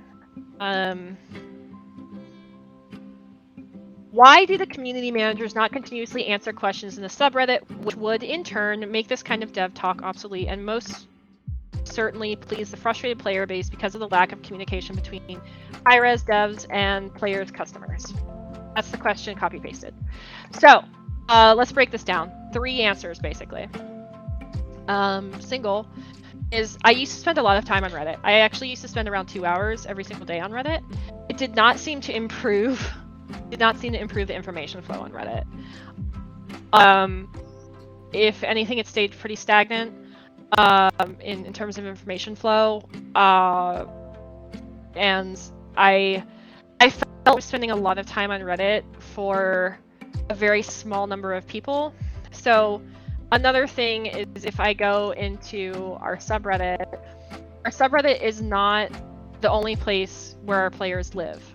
And our players live in many places across social media. Like there's you guys in Discord, there's people on Twitter, there's people on Instagram. There are players that live in a lot of different places. And so whenever it comes to like, if you answer on the comment, like if you answer on Reddit, these talks will be obsolete. Absolutely not the case. And that's just because Reddit isn't the sole place where Rogue Company players live. Like there are players that are in other places besides the subreddit. And like there's 111 people online right now. There's 66,000 people on the subreddit. I'll get to that as well, Griffin. So basically, the subreddit is only one hub of where our players live, and based on day-to-day traction, it's probably also not the best place to get information out to our players. I found that Twitter actually tends to be a better place because whenever the team is able to tweet, we haven't because out of respect for Ukraine, what is happening in Ukraine. But whenever we were tweeting, a lot of my comments would get retweeted, and it seemed like that was hitting like a large number of players. So the solution, the question, I should say, SEM is always how can you take the minimal amount of time you have to do things like what I'm doing right now and hit the most amount of people. I love doing these dev chats because frankly Twitter Spaces doesn't really give me as many, it's on mobile only, and I just hate that. Like I don't want to be tied to my phone. I want to be able to sit here with like a spreadsheet in front of me, pull up information. I don't want to be tied to a phone. I don't know how you guys feel about Clubhouse or things like trying to host a Twitter space and being tied essentially to your phone, but I don't like it. I want to be able to do it from the comfort of my office with a bunch of information in front of me. So trying to reach as many players as possible. We also haven't really advertised these chats. So I talked about it this week, actually. We're talking about like actually giving a little bit of branding for these chats and giving them a lot more oomph and promotion behind them. So so that may be happening. So that way I can answer more people's questions. Another thing is just me. Whenever it comes to the community managers, it is just one, is community manager. And then I would say, again, this kind of goes back to the frustrated player base turns into an incredibly hostile player base on places like Reddit. Here's something that happened this week. One of the top posts on a Rogue Company subreddit was about how a player should have been aborted. I don't want to promote that. And whenever there's that degree, I would say, of toxicity in a space, it doesn't really inspire confidence in other members of the team wanting to post, or even myself. As I said, I used to spend a lot of time on Reddit, and I don't know how actually valuable it was. Could there be exceptions to the 18 or older rule? Is there a way that could happen? I feel like this is part of a different conversation. I'm sorry. Did I miss something, Green Boy? Anyways, it was just basically like a lot of toxicity on Reddit right now. And again, like going back to going into a place just to get punched in the face over and over again analogy. I think like I expect a degree of toxicity in any space. But I don't want to spend hours every single day opting to just be punched in the face. So yeah, once the way in which I feel about it is like when Reddit wants to have a conversation, I will have a conversation. But if I'm joining in there or sending a dev in there to be a human punching bag, it's not going to happen. And I feel right now we're in kind of like the human punching bag place. I can have conversations with people on Twitter. I always do. I can have conversations with you guys here. I love to do that. But I'm not sending myself or any of the other team members in there to essentially be used as an emotional pincushion. It's not fair to anyone. So yeah. Noah said it. This applies to mods. Please be nice to us. It does. Like mods do a lot of work. So yeah, you can promote someone's stream. That's fine. I told Greenboy earlier he could do some self-promotion. Could there be exceptions to the 18 or older rules? Is there a way it could happen? I mean, I could talk to legal, but really it's a legal constraint. That's it. Is there an official Rogue company or high-res Twitch team creators can join? I've talked about this with I talked about this before. It would require a bit of work. It's funny. I actually talked about it April of last year whenever I joined about setting up a team, a Twitch team for Rogue Company creators. Right now, just getting all 3 creator programs, Smite, Paladins, and Rogue Company on the same page is my goal. Getting all of those up to par, getting web updated. I'm trying to work on a back end, working with web on a back end for creators as well, which is a lot. It's basically building an entire new system, and we're currently in a little bit of like, these wireframes, they work. We're in that system, right? We're in that stage right now. But that's what's happening currently. Yeah, I think that would be something. Once that's out of the way, I would love to do something like that. Let's. This is again like, I'm trying to lay the foundation, and once the foundation is set, then we can talk about where we go from there. So yeah. All right, guys, I'm gonna try to wrap this up. My voice is going again.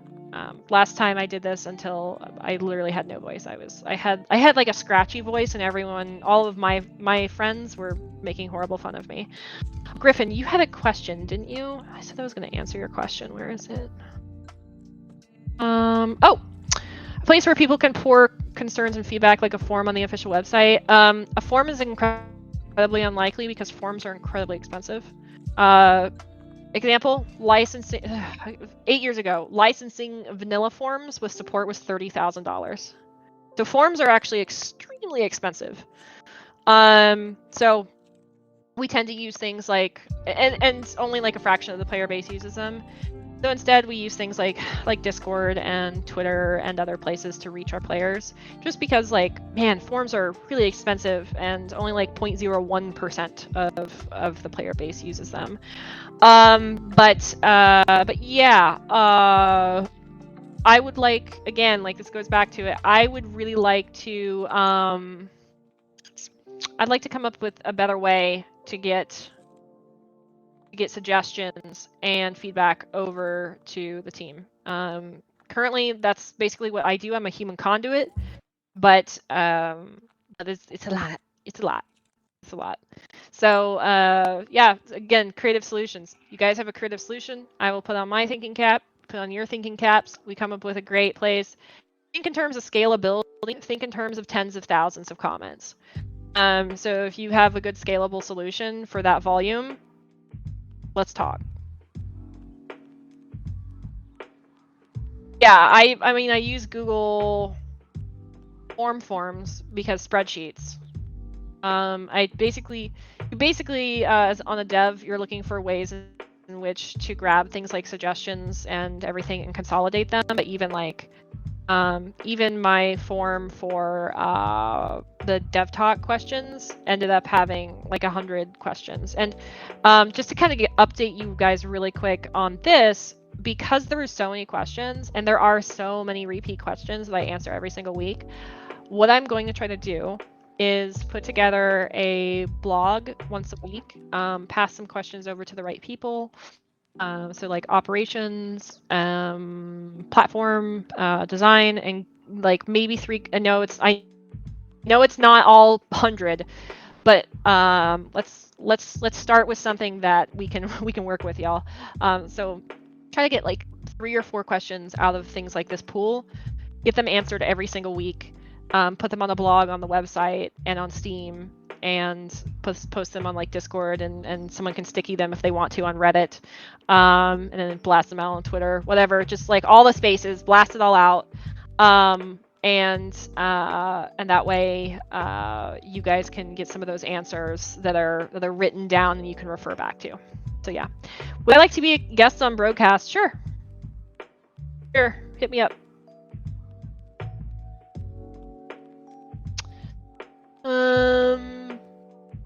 See questions about snipers and stuff like that. Unfortunately, Pretty Hair is not here, so maybe, you know, he would have been the person to chat about this. I'm sorry.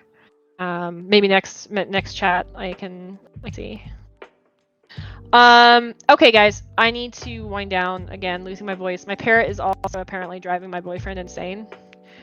She's out there crying. I can hear her from in here. She's just like, "Where's mom?" But I don't know if you guys were here last time. I had to literally take the parrots and move them into a different room because they were just screaming.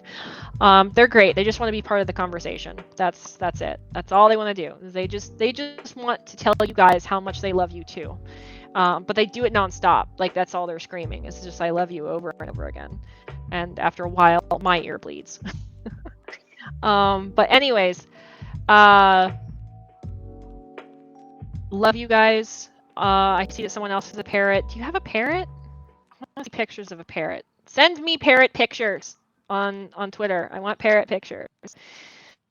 Send me parrot pictures. I'm at Mini White Rabbit on Twitter. I used to use like half of my posts. I used to say like half of my posts are shit posts, but lately they haven't been because I've just been really tired.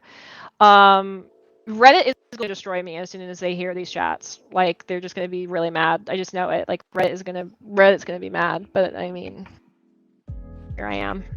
Here I am doing them anyways. But yeah, hit me up if you need to on Twitter. I will do my best to answer your questions or at least read them. So yeah, thank you guys so much for dropping in.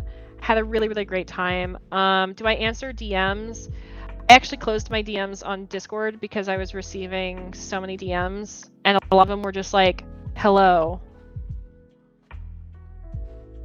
or "Is that you in this picture?" or "Can you DM me?" I was like, "Oh my god, my man." Like, love you guys. But whenever I get like really awkward DMs or just like weird emojis or just like a GIF or just "Hey," and then I have a creator whose DM I can't even see because it's so far down on the list, or having a legitimate issue with a cheater, I need to prioritize my creators and and things like that. So I had to turn off Discord DMs. Please don't send me foot pictures. Absolutely not. Do you want to get banned from this Discord? Do not send me foot pics. Do not. Absolutely not. Swear to God. Swear to God, y'all. This is why we can't have nice things. Yeah, so my last job, no one allowed me to close my Discord DMs at one of my last jobs. They're like, "Oh, you should just be able to handle it," and I got like 400 a day. I was like, "Dude, I don't think you understand. Like, I get 400 of these things a day. This is rough." She shoots that down quickly. No foot pictures. No, I don't want to see your cute feet. No. Cute is subjective. They might be cute to you, but no one else. No one else. We're not debating the validity of cute foot pictures. Guys, I'm losing my voice. Why would you do this to me now? Several people are typing. Oh god. Not expect this to be a foot debate. Oh, I said I was going to shout out some of our creators. Fuck, I want to do that before I go. I love our creators. Let me shout them out. Please. I want to shout them out from the rooftop. Okay. Let me shout them out because they're really wonderful. I have a whole list somewhere. Let me get some of our new creators. Let's start with our new creators, okay? You guys should give them a follow. I also have some lists on Twitter that you should give a follow. I need to finish one of them. So I'm really sorry that this list isn't complete quite yet, but I have 2 lists that you should follow. One of them are women that play Rogue Company. A lot of these women played Rogue, like the tournament. Some of them are our creators. They're really talented. They're wonderful. You should absolutely check them out. Check this list out. Give some of them a follow. They are just joys. They're wonderful to work with. please check them out. They're great.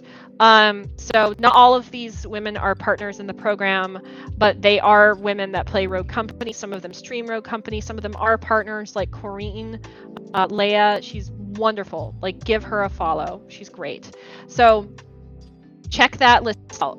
I'm also building out a list on Twitter of our actual Rogue Company followers. Yeah, Crime he was retweeted. Green Boy, don't worry. He was retweeted. I didn't add Crime Art to the ladies list. He was a retweet at the top there. So I'm trying to create this list out of a combination of our creators who stream, who are affiliated with the creator program, but also some that are just really, really great streamers. They're consistent. They have a good following. Give them a follow. I need to finish this list, but please check them out. They're just overall just real stars. So some of our other creators just want to shout out. Let me pull up my list here. So North America, North American creators. We have Neutral Warrior. He does a lot of TikTok content. You should give him a follow. There's Shay Bala. She also does a lot of TikTok content and Instagram. She's one of our new creators. She's great. Bye, Chalky Milk. And then there's Neutral Warrior here. Ooh, that is link. That is a horrible link. There's Rome. You guys know Rome. He's one of our tournament organizers, but he's wonderful. And then we have an absolute plethora of streamers on Twitch. I don't know why all of these are not linked. But they're all really, really great. You should give them a follow. So they're really awesome. It's Christine, Braided Bandit, Roderick, Holy XD, though I think Holy XD has been playing some other content lately. I know a lot of creators, they've kind of been like on the Elden Ring train, and of course some like ebb and flow with the game, and it's totally fine. Gummy Bear Vomit, she's one from Nash. He's super great. Coon Dragon, he used to be a partner, and we recently added him back in. Again, like some of our our creators, like they've kind of ebbed and flowed, so some of them are playing other games right now. That's totally fine. It's normal. I expect it. Anomaly, she used to be one of our partners. It's Doge. He's been in the chat here. Aries the bot. Someone brought Aries up earlier. He's been in the program for longer than me being here. Frag Out. Silver used to stream on the Rogue Company channel. Elvin. Sniping for Dom. I don't know if he's been playing a lot of Roco recently. Wildflowers is just super sweet. She's an Xbox streamer. Check her out. Evan also used to be on our channel, and he's great. Like, especially if you're trying to learn Rogue Company and you speak Spanish, he does his stream is bilingual. He speaks in English and Spanish. He's wonderful, and he's just such a sweetheart. Cannibals, Incan, again, like not sure how much they're streaming Rogue Company these days, but and Heartbreaker as well. Air Assaults is really, really great. Radthar's just feeling a little bit burnout. I've talked with Radthar recently, so that's fine, and I understand. Zave is great. I know that you guys were talking about Zave before. He's a new ad. Sways, Fear Jess, you guys were talking about Fear Jess before. She was recently added. Jess. Mary Leo, she competed in a tournament, in the Roco tournament, ladies tournament. She's really, really upbeat and positive. And then we have some YouTube creators, Amethyst Lady, Dansum Woja, Tenek, Tragedy. I don't know how much Tragedy is making a lot of Roco content these days, but he's been a really, really big creator. Exodial, Obligated, Clinics, Clinics 9, Chloe. Let's see. Scrolling through my list. I already brought up Corrine. She's a cosplayer. Give her a follow. Golden is also a Twitch streamer and also competed in the ladies tournament. I think she like came in third, but she's super cool. And then Tilani. they're both new ads, and I think they both were in the tournament, and I think Golden got 3rd place. So super cool. And then our international creators, we have 3 different Facebook groups here. So French, Brazil, and Latin America. So highly recommend those communities. They are partnered with us. They're great. I'm not sure his name. Berrigan. He streams. I think he's in. I think it's Spanish. Oh God, is it, if it's gonna be Portuguese and I just fuck that up, I'm gonna feel really terrible. Radthar, you guys all know Radthar. Exodial. Of course, like Brad is in this list you guys are talking about. Brad is here. Yo, what's up, Brad? Brad's absolutely in this list. There's also, if you guys are Polish, there's a Roku Poland Discord server. If you want to join that. There's for Latin American players. Iro, he is a partner for us. And there's just like a bunch of really great creators here. I think Gamer Coach, he was streaming last year, and I watched a bunch of his streams, and I thought, his content was really good. So he's also a fairly new ad. So yeah. And then of course, like Brad's channel. Here's his YouTube. Because Brad needs the assistance. But yeah, we have a bunch of wonderful streamers. I've tried to put most of them down into I believe there is a streamer thing in this Discord. Yeah, creator listing. So yeah, there you go. Yeah, send the German Discord in. Like, send me an application for the German Discord. Yeah, absolutely. Yeah, because the German Discord on the creator list don't work. Yeah, send it to me. Yeah, I do. Yeah, and I need to update this listing with all of our new creators. But pop into that creator listing channel. It doesn't have the newer creators in it, but it has a lot of the existing creators in it. Give them a check out. Like, they're great. Give them some love. And yeah, I'm gonna bounce y'all. If Team BP applies one more time, I think he's gonna run out of email services.